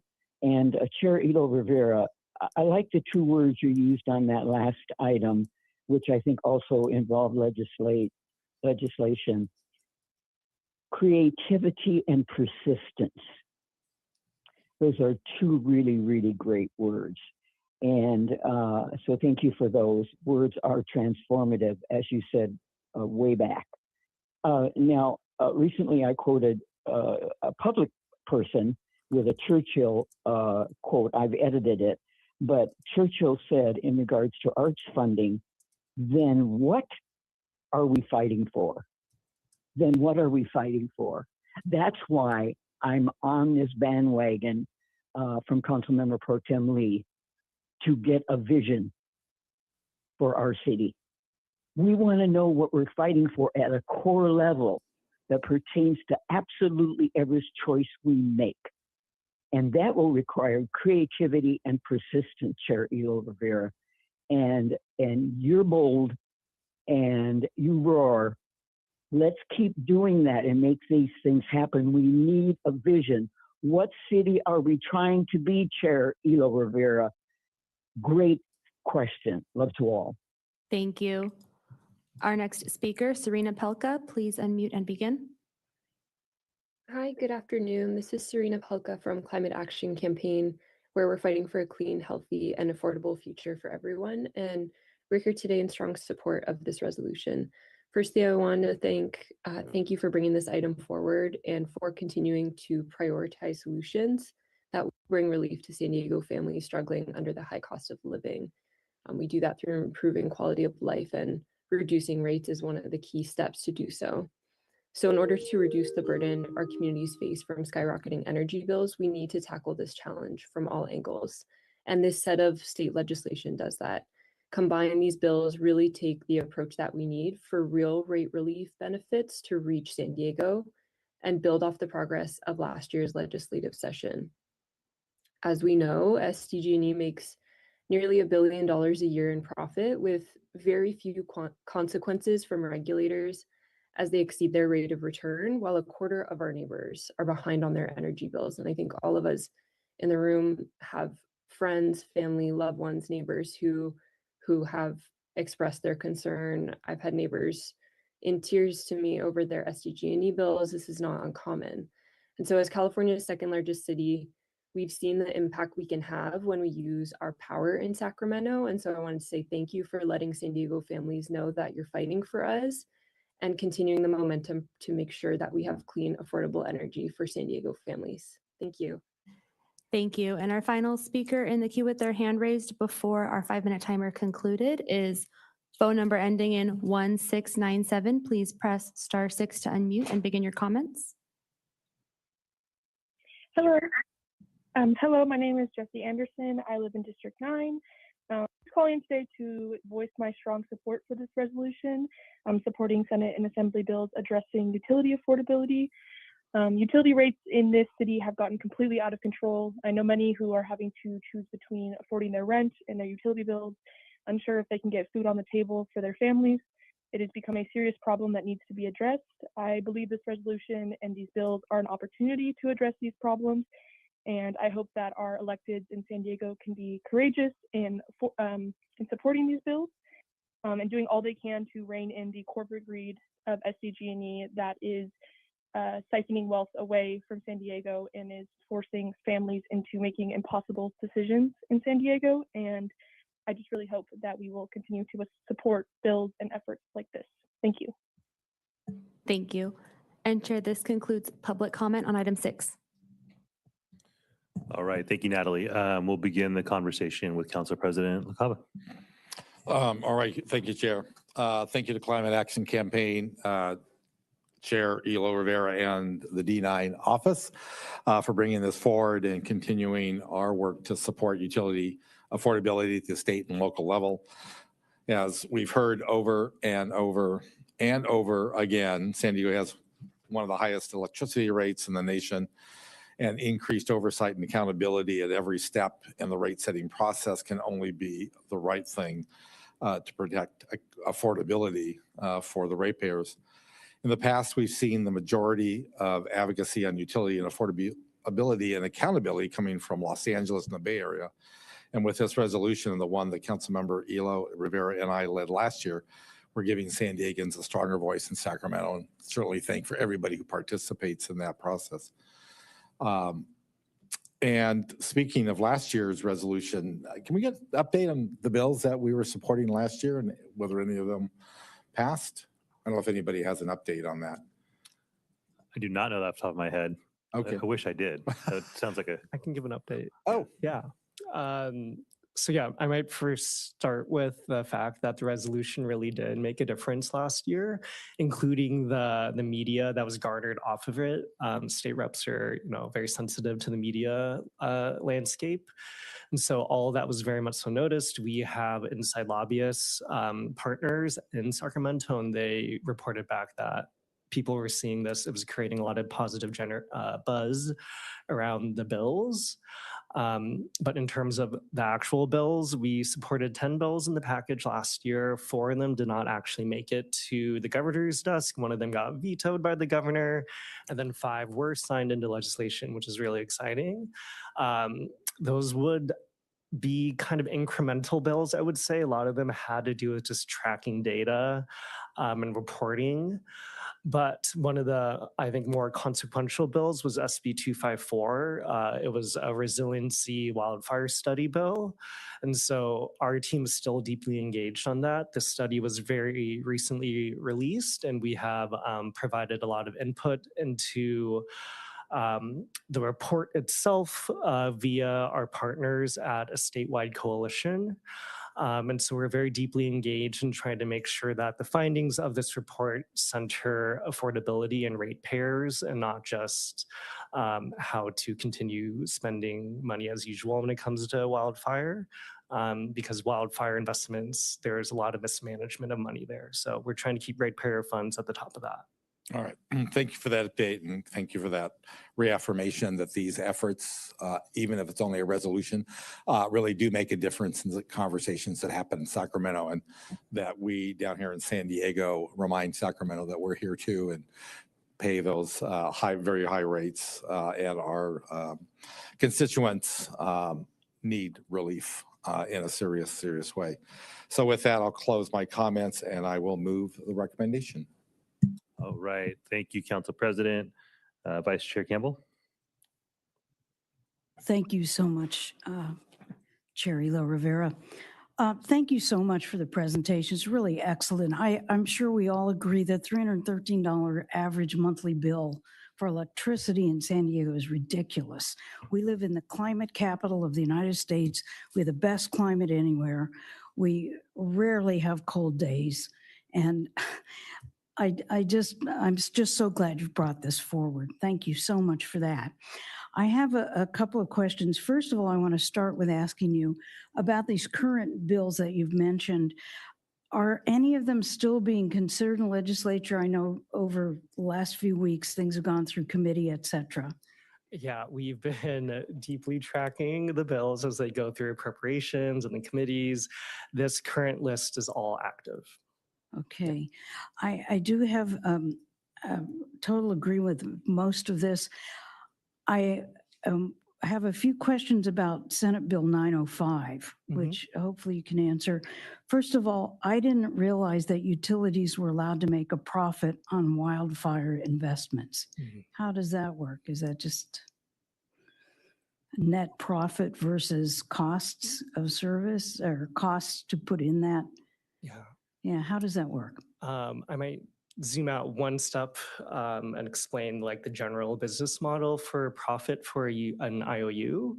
It's essentially the more they build, the more they profit, and the more we pay into those profits as ratepayers. It's very simply put. It's a very complicated process. One layer deeper is that the IOUs are granted a quote unquote rate of return, and that is granted by the CPUC. And a rate of return is essentially their profit margin for any project they build. And so obviously the more they build and the more expensive that project is, the more they're going to profit. And so they really choose a gold plate any kind of infrastructure project they can, so they can make the most profit, even if it's not cost effective for ratepayers. And so when it comes to wildfire projects, you could think of like undergrounding as maybe the most expensive solution that takes many years to implement. And we care about wildfire mitigation, obviously, but there are always going to be cheaper solutions and also solutions that can be delivered much quicker than undergrounding projects. And so that's like one way they're profiting off of wildfire mitigation investments. So it's not a matter of their costs and expenses as a business that they decide to invest to help decrease wildfire problems, such as there are huge cameras throughout the county, which we really appreciate, and how hard they work with the fire departments. But it's not them taking that expense off as their revenue and then paying less taxes or anything like that. It's more actually they receive revenue for doing these investments. Yeah, so like Wall Street will front the cost of a big capital project like wildfire investments. And then ratepayers slowly pay that back over time, in addition to that rate of return, that profit margin I mentioned earlier. And for SDG, it's a little over 10%. So they were always guaranteed that 10% rate of return on every project they build. Yeah, that seems backwards. I had another question about options for low-cost public financing of capital projects. Now, if this is an independent operator of a utility, an IOU, as you mentioned, these are commercial entities that are privately owned, oftentimes publicly owned because of stockholders. But to have low-cost public financing to help them with their capital investments, that sounds to me like the wrong direction of the public paying for their investments. So that could come from bonds. It can come from different kind of public financing options. Ultimately, that provision is designed to protect the ratepayer at the end of the day. And I'm happy to dive into more details and get back to you with like the most current provision details too, if you'd like. Okay, we can take that offline for later. Yeah. And then the last one I have a question about on 905, tying executive pay to reducing rate increases and improving grid capacity. That is one where I wonder about the legalities of the government involving itself in details of a private corporation's method of salarying its employees, although I understand that this is just something that will be going to the city attorney's office, and our energy experts there will be able to look into all the details of what's legal and what isn't. But I would highly suggest to the executives of these private companies that they need to look at the amount of tremendous compensation they give to their most high executives. It's outrageous. And I don't know why anyone would need to have that much to live on a yearly basis. It's just, and the public, frankly, is getting sick of it. And so I'm really grateful that these bills are coming and that you have brought this forward for the council to make a recommendation. And I would like to second the motion, and I'm in favor. Thank you so much. Thank you. Thank you so much, Vice Chair Campbell. Thank you for the work on this. Deanna, thank you. I appreciate your work on this. Anthony, you and the Climate Action Campaign team. And I want to thank Council President for bringing this forward last year. And glad to hear that Anthony's got must make you very popular parties to know off the top of your head what the outcome of state legislation regulating public utility or regulating utilities was. I don't have that skill. I'm jealous. So congratulations on that. But I do think this is important for San Diego to do, and I'm glad we're doing it, and I'm glad the Council President got us started in this direction. Look, it's been said by my colleagues, and I'll just repeat it. This is a huge issue, and I'm really glad that we're doing this. As we keep hearing, San Diegans are paying the highest energy rates in the country. And oftentimes it's Sacramento and the rules made in Sacramento that are the barrier between what rates are and what those of us on the council and definitely what everyday people think they should be. And we should be on the record backing legislation that addresses that. Councilmember Campbell, thank you for raising the issue around executive pay. Sempra's CEO made $21.5 million, I believe, last year on record.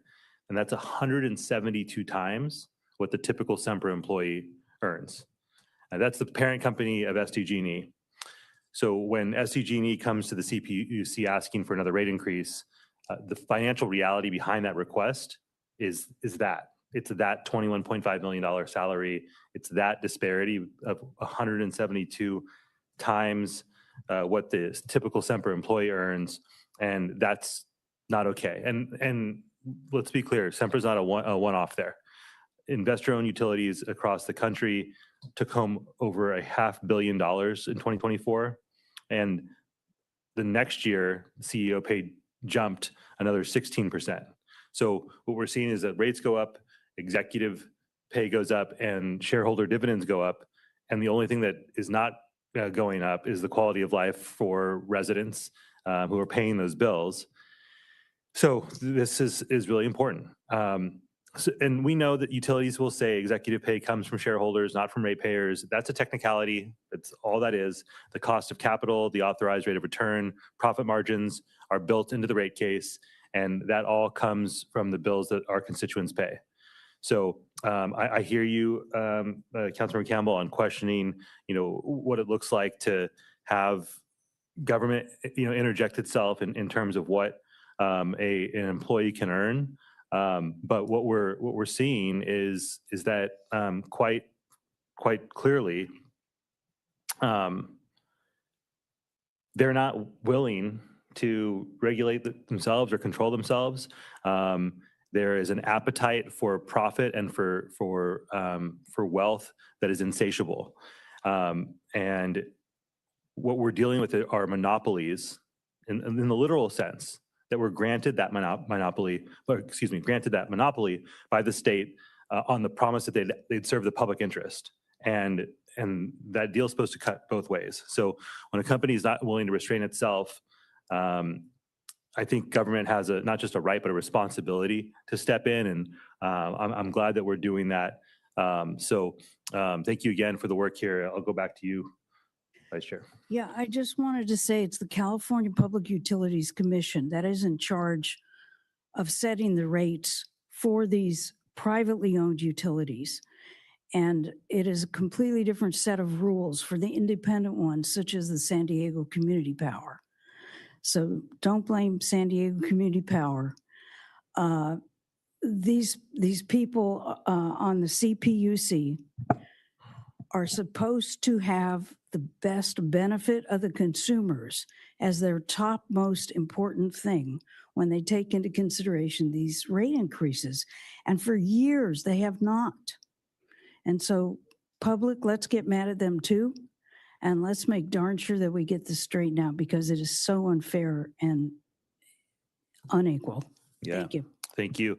A generous version of why CPUC does what it does is that you want technical experts in the room to make these sort of decisions.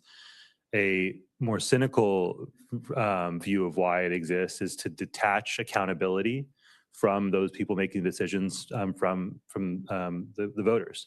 And there is a comfort that that exists in being detached from voter accountability that I think has played itself out in terms of the continuous approval of increased rates. And it isn't just it isn't just something that occurs in terms of setting our utility rates, but even the free-for-all that we see with some of the tech companies that are running our rideshare companies. Incredible profits, very little regulation, and it's required an enormous effort from state legislators to rein that in even a little bit. So I'm glad we're doing this. I'm glad that we're tackling it this way. I'm glad that San Diego is moving towards speaking with a unified voice on this legislation. Obviously we'll be supportive of the motion. Be very awkward if I did not. With that, it does make me confident that we can do a voice vote for this one. All those in favor, please say aye. Aye. Aye. And that passes unanimously, and will bring us to our next and final item on the agenda, item 8. Natalie, if you'd please introduce that item. Item 8, City Provided Residential Solid Waste Management Services Implementation Update. Chair? Thank you so much. All right. Once our presenters are ready, please introduce yourself for the record and let us know how much time you'd like for this item. Good afternoon, Chair. My name is Jeremy Bauer. I'm Assistant Director at Environmental Services Department. Sorry about that. Good afternoon, Chair. Jeremy Bauer, Assistant Director, Environmental Services Department. I'm joined today with Rosa Elena Enriquez of our Measure B team. And I'll note also in the room are Director Kirby Brady of Environmental Services and Deputy Director Sarah Sims of Collections. And we request please 12 minutes today for the presentation. Thank you. Please proceed. Thank you. Next slide, please. Before our staff gets started, this is Randy Wild, Senior Policy Advisor with Mayor Todd Gloria. I just wanted to chime in very quickly.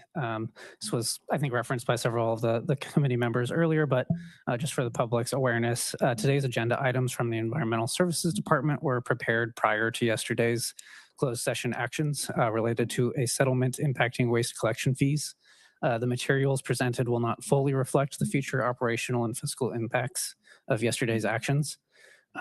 More information on those long-term impacts will be available after further analysis and consideration. However, yesterday's actions do not immediately change the items before you today in terms of the department's update on current waste collection services they'll be providing momentarily, or the previous item advancing the process to implement fiscal year 2027 waste collection fees through property tax bills. Thank you. Thank you, Randy. All right, please proceed with the presentation. Thank you, Chair. So today we'll just provide some brief background on how we got to today. Talk about the container rollout and where we are now, the customer portal that we created for our customers, a great success story, our financial assistance program. I'm excited to tell you about that. Our continued outreach and engagement and upcoming program developments, as well as an update on our enterprise fund outlook and some next steps. So as we all know today, Environmental Services Department provides weekly trash and weekly organics collection from our eligible customers and biweekly collection of recycling. Following the passage of Measure B in 2022, the city removed a long-standing prohibition that had been in place that prevented the city from charging a fee for those services. Following a year of public outreach and engagement and the development of a cost of service study, the city adopted a solid waste management fee last June that went into effect in July.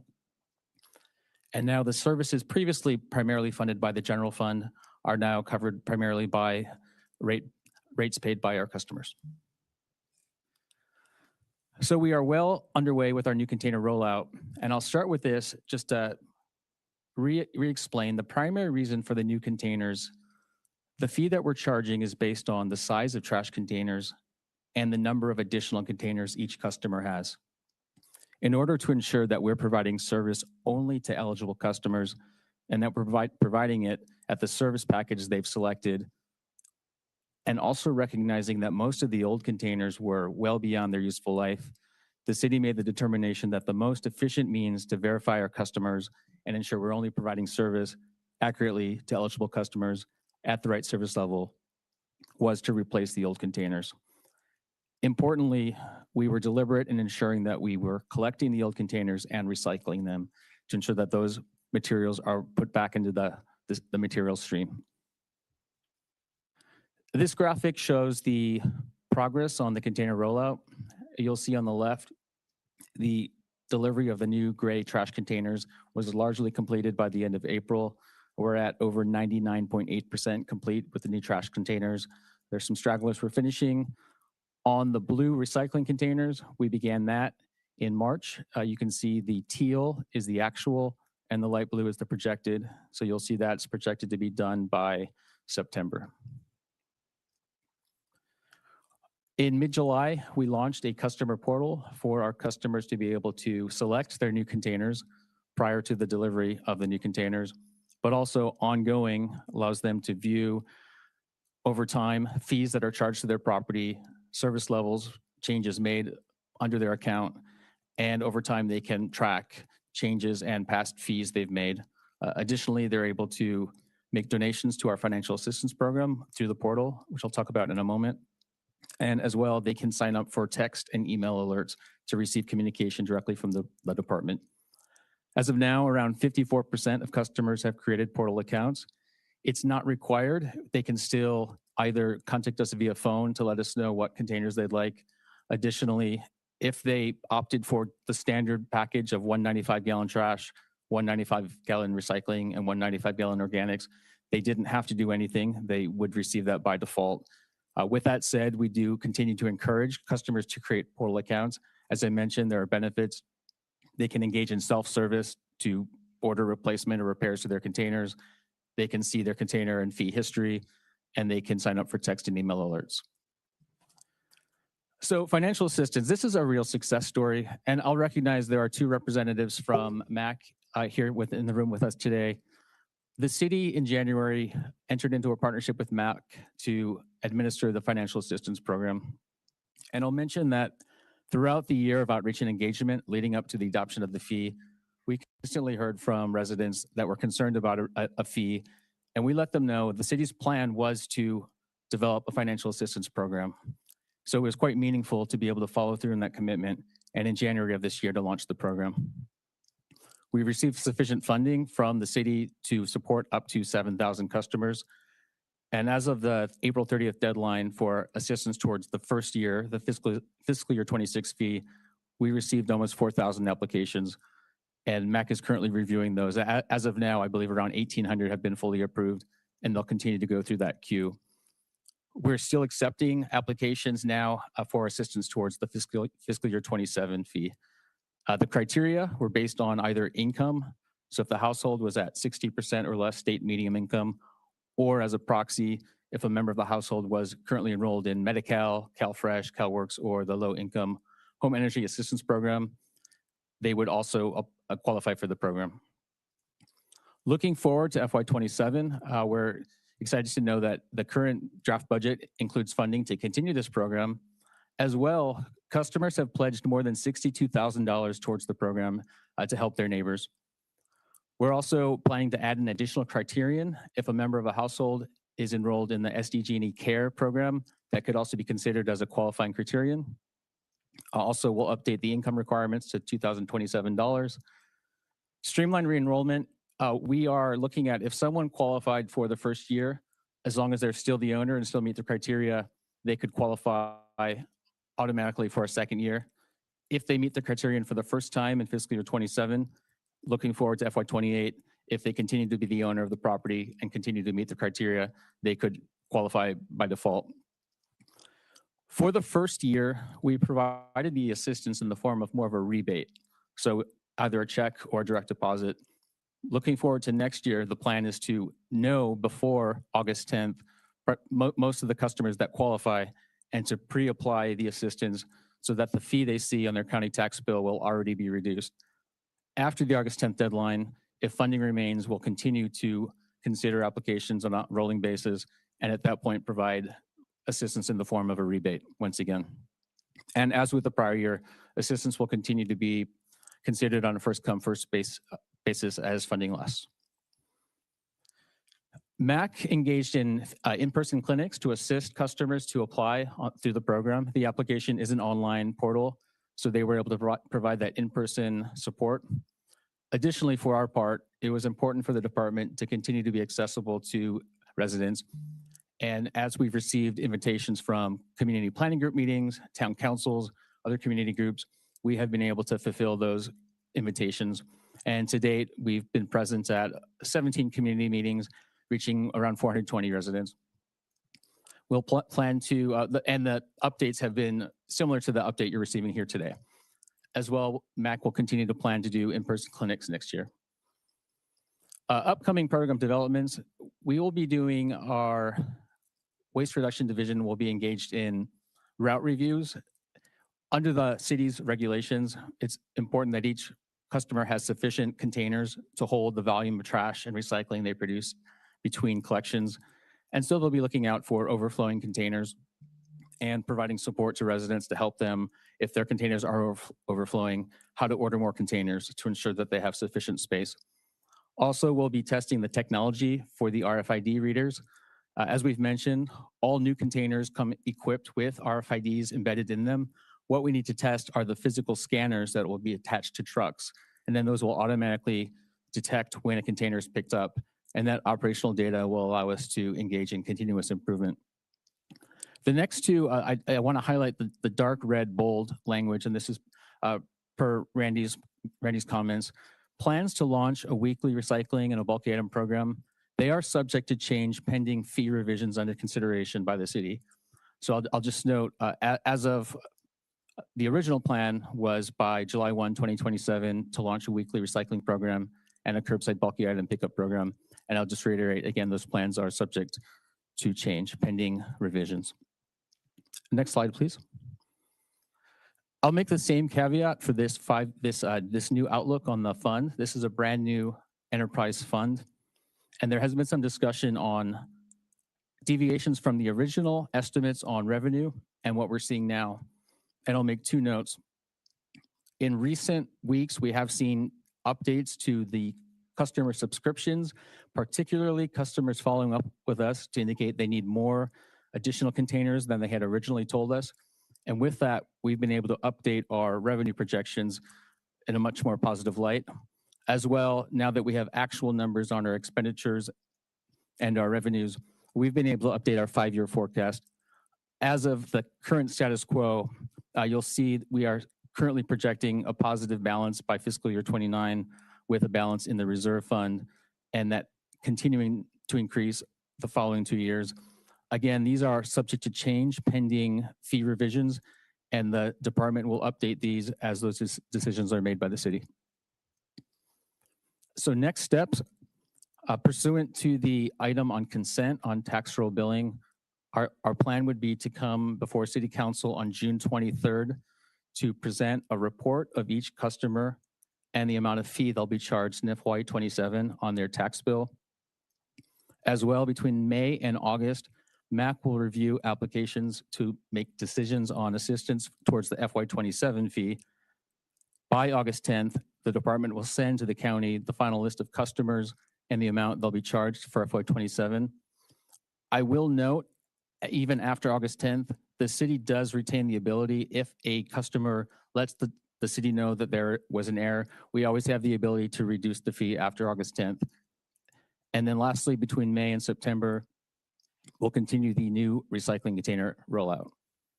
And with that, I'm happy to take questions. Thank you so much, Jeremy. You have public comment on this item? Thank you, Chair. Yes, the public. Oh. There's IBA comments. Yeah, Yeah. we can come. Yeah. No problem. Again, Jordan Moore from the Office of the IBA. First, we would like to acknowledge the achievements and the hard work of the Environmental Services Department in rolling out the new programs that were part of the first ever effort to turn collection services into a fee collecting utility, including what you heard today, the updating of billing systems, bin rollouts, customer service supports, and the financial assistance program. These combined efforts, along with the other massive responsibilities of the department, have been a major lift that should be commended. Second, our comments will focus on one of the last slides in the presentation today, which is the Solid Waste Management Fund outlook. As we noted in our analysis of the proposed budget, the Solid Waste Management Fund is currently projecting to end fiscal year 2027 with a deficit, which is a deviation from the cost of service study. While we appreciate the department bringing forward data that showed a path back to positive fund balance prior to the recent actions taken yesterday, those actions and this presentation, we believe, provide further reasons for environmental services and solid waste in the Solid Waste Management Fund to now be part of the city's various 5-year financial outlook processes. As the council is aware, both the general fund and the public utilities department funds produce a 5-year outlook every year, which is of great assistance to the council, mayor, and public in financial planning for the upcoming budget and future years. In particular, the PUD outlook also provides the council and public with a preview of when and to what extent future rate increases will be needed for both the water and sewer systems, as well as help plan for future service changes and how those changes may impact rates.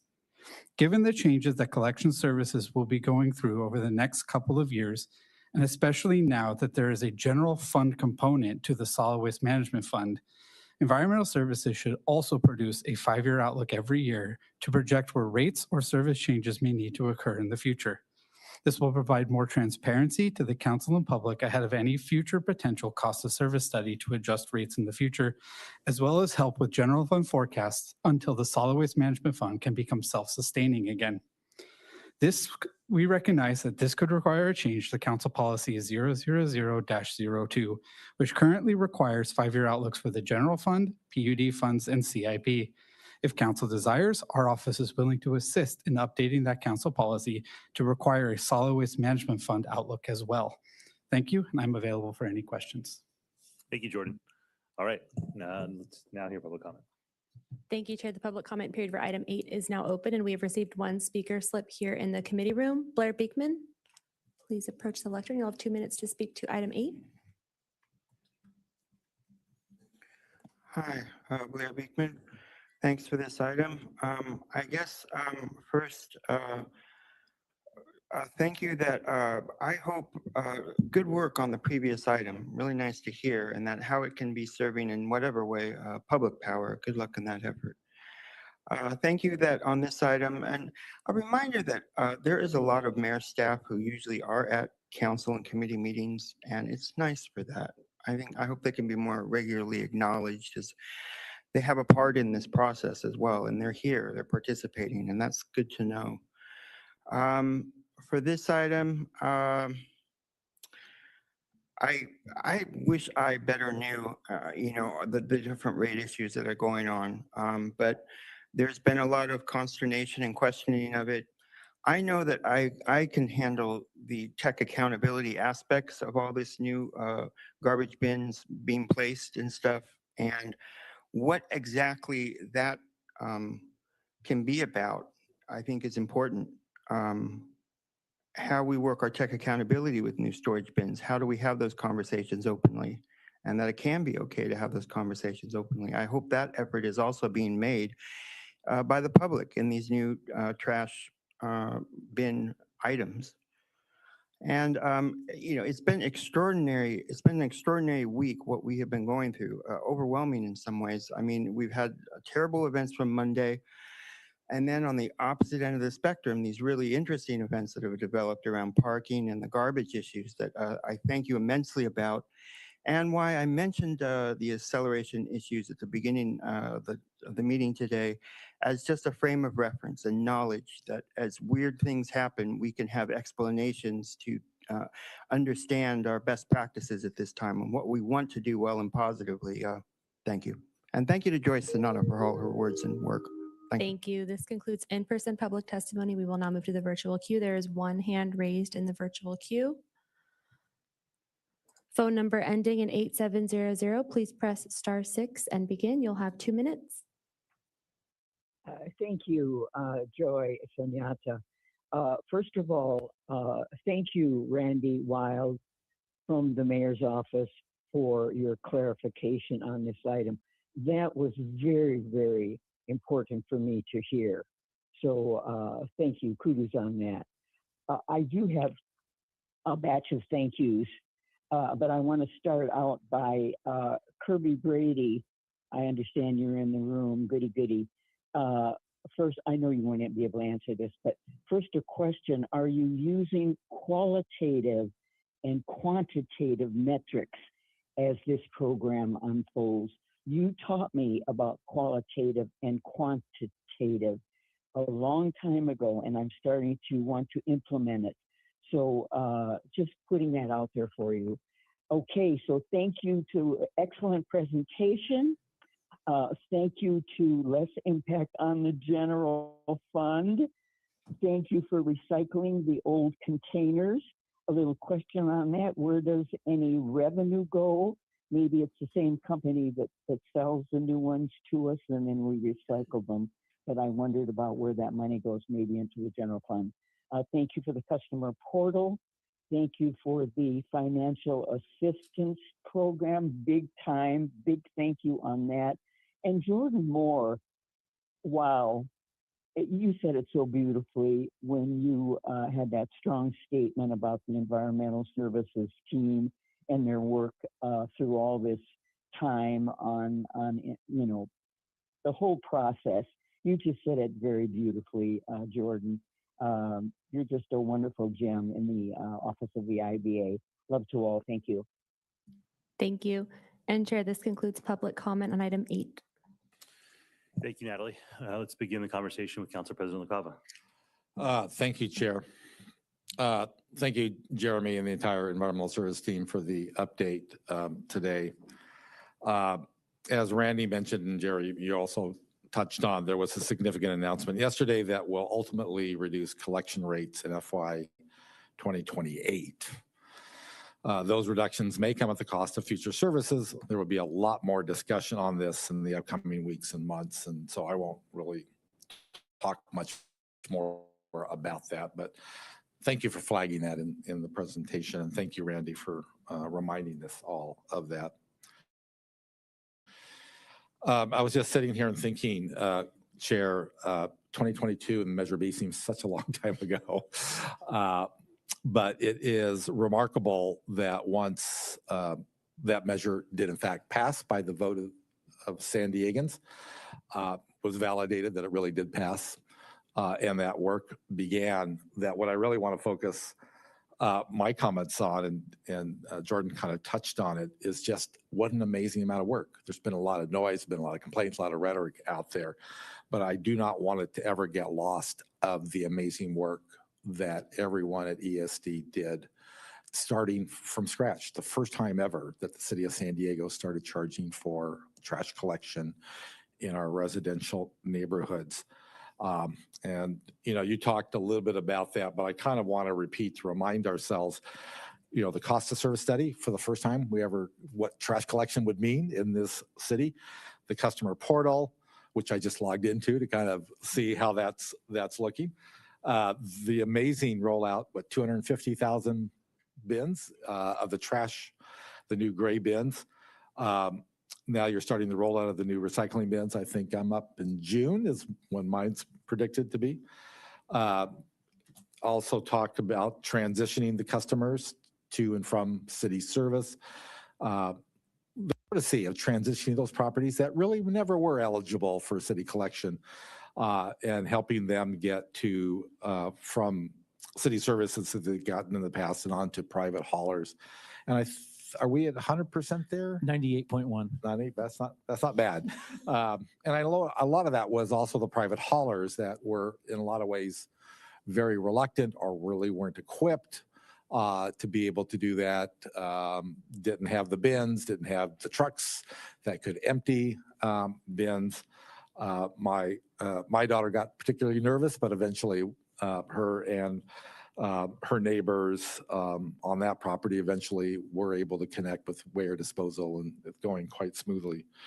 And then, as you mentioned, really one of the things I don't think gets nearly enough attention is the financial assistance program that I think we all realized, and you know, tagging on to you, Chair, when we talk about trying to develop financial assistance for water. We understood that from the get-go that these costs were not insignificant.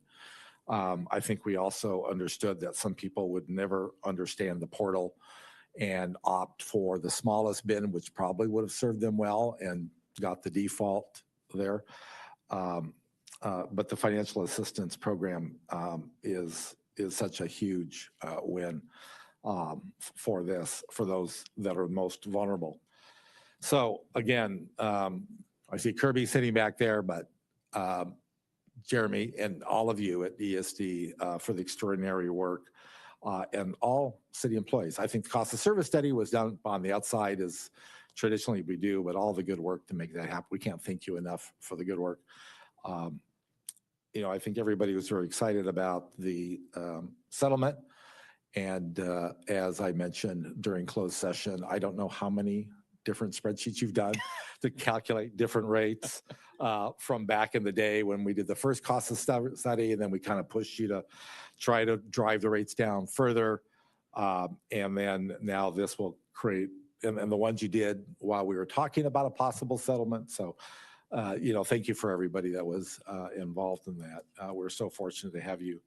And then a quick shout out to our partners at MAC for the community engagement and getting that word out for the financial assistance program.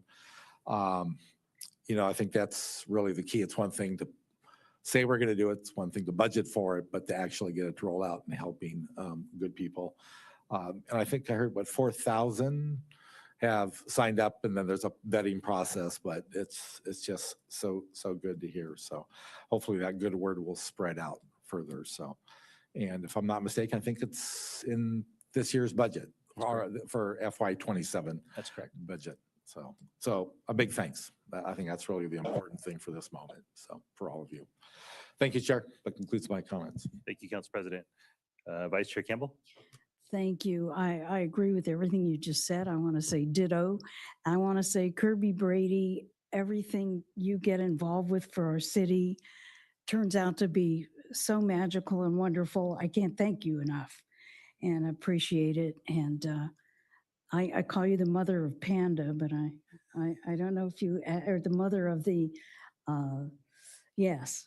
Anyway, you've been in other departments and done equally beautiful work, and I thank you. And I want to thank you guys for the presentation, all your hard work. The Environmental Services Department is one of my all-time favorites. Thank you, haulers. Thank you for the people who work for you and their excellent service and their dedication to our city. Really appreciate it. And thank you for this informational item. Thank you, Vice Chair. Thank you for the report and all the work. There's, as has been mentioned, it's just an enormous undertaking. I think that's been unfortunately not lost by everyone, but I think too many folks in the conversation over the last couple of years. It's not just that we were starting to charge for something. It was that we were starting to manage a massive, massive system that everyone depends on in one way or another. Even if you were not receiving city services, you don't want to be in a city where this is not being done well. And everyone was being impacted in a negative way by the old system, both from a financial perspective and just the various ways that we weren't even accounting for. I think that one of the things that's really stood out to me over the last couple of years is how much learning has happened in building this new system. The recognition that there were certain things that weren't being accounted for. There were costs being just kind of absorbed by other departments across the city. There were ways of delivering the service that we weren't even exploring because we couldn't afford to. All of that is just an incredible amount of work. It's a massive logistical undertaking. And unfortunately, I think many residents in good faith with just, not knowing necessarily how big of a city this is, both in terms of numbers and geography, but also some folks operating in bad faith who do know better, oversimplifying what this needed to look like. And so I just want to say thank you for, just methodically working through this, getting us to the point where we are. Jordan, your role in being there in the room and helping make sure that the council has eyes and ears and that the numbers that we're hearing all check out. All of that has been incredibly important. And so I know that generally speaking, public servants like yourselves don't get the thanks that you deserve. And that has been especially true on this issue. So I just want you all to know that your efforts are very much appreciated, and the city is better off as a result of that. And Kirby, thank you for your leadership in implementing all of this. Council President, really glad that you mentioned, and that it was part of the presentation, the assistance program. Completely absent from most of the public dialogue about this, because I think in the conversation about who the fee could most negatively impact, just completely blown past was the fact that we very intentionally not just created but funded a program to protect those people from being negatively impacted by this implementation. And that's unfortunate, but I think it's just a reality of politics, and this became very political very quickly. So I did have one question though for MAC, actually, if the representatives from MAC don't mind. In the interactions when you're explaining what this if you don't mind coming up to the mic, anyone who's like, is there anything worth us knowing in terms of what the conversation sounds like on the ground level when you're walking folks through what the program is and how to enroll and what eligibility looks like? And yeah, like what do those conversations sound like? Most of the demographics is elderly families. So we uncovered that there's a big need for addressing the digital gap, between using websites and them preferring mail-in like feedback. So that was good to know. And, we implemented those changes. That's great. My sense has been that when people don't know about this and then learn about it, they're pretty appreciative, and it kind of softens their position on whether or not this was, the most outrageous decision ever made by a city, or, if it's something, okay, I'm not in a position to pay the full thing, but I appreciate you all thinking about it. And obviously, I don't know, I'm just kind of curious, like, what does that interaction look like? Do folks seem, and this is important for us to know, do they seem, appreciative that the program exists? Does it change the way that they seem to be thinking about cost recovery in totality? Anything that we should know about on that front? Well, we learned a lot from going to the libraries. Yeah. So we had a great partnership with the libraries that were set up from our weekly meetings. We met up with places that had troubles with parking and trouble being mobile outside their neighborhood. So when we went to their neighborhood, they were very appreciative that we didn't have them go to a location that was out of their way. And so the tone was, everyone that I attended, and we did surveys and we met with participants in the community, they were very appreciative of the effort. And they knew that we weren't in control with how there ended up being a fee. So they're appreciative of us being out there, answering their questions, hearing them out. That wasn't always the intention of why we were there, but they were appreciative that we gave them good customer service, that we were responsive. A lot of times we're working with family members that were representing their parents. So the fact that we had different language response capabilities was very helpful, and that we made changes and brought it up to the city, who were very responsible and responsive to our questions and concerns, and then shared with them, okay, we brought it up and this is what they adjusted to and this is how it looks now. So that ended up being a very positive impact in the community that we weren't foreseeing. That's good to hear. And I know that I would actually say that there was intent in wanting folks to feel seen, like in their circumstances seen and accounted for. It's not a PR effort, obviously. It's because we know folks have the need and we want them to know that we know that, and we are budgeting accordingly to account for that need. So thank you for being out there and doing the work that we have. I'll just conclude with this, another thank you. And when we were drafting comments and questions about this item, there was a cloud looming over the conversation of the potential defunding, effectively the defunding of the Environmental Services Department, the elimination of cost recovery. And there was like really hard questions about like what really important services are going to be cut and how much. And I'm glad that we're not having to have that conversation, because what we were going to need to prepare for was going to be potentially catastrophic for the city, and it would have left us much worse off. And so I just want to say I'm glad that is not the conversation that we're having today. None of this has been easy, but I definitely think it's been worth it. And I'll just conclude with that. Thank you. Thank you, Chair. Thank you. All right. So that brings us to the end of our agenda. I'll say thank you to Natalie and members of the public and staff for participation today. And we'll adjourn this meeting of the Environment Committee to the next regularly scheduled meeting on Thursday, June 18th, 2026 at 1 p.m. Thank you, everyone. We're adjourned.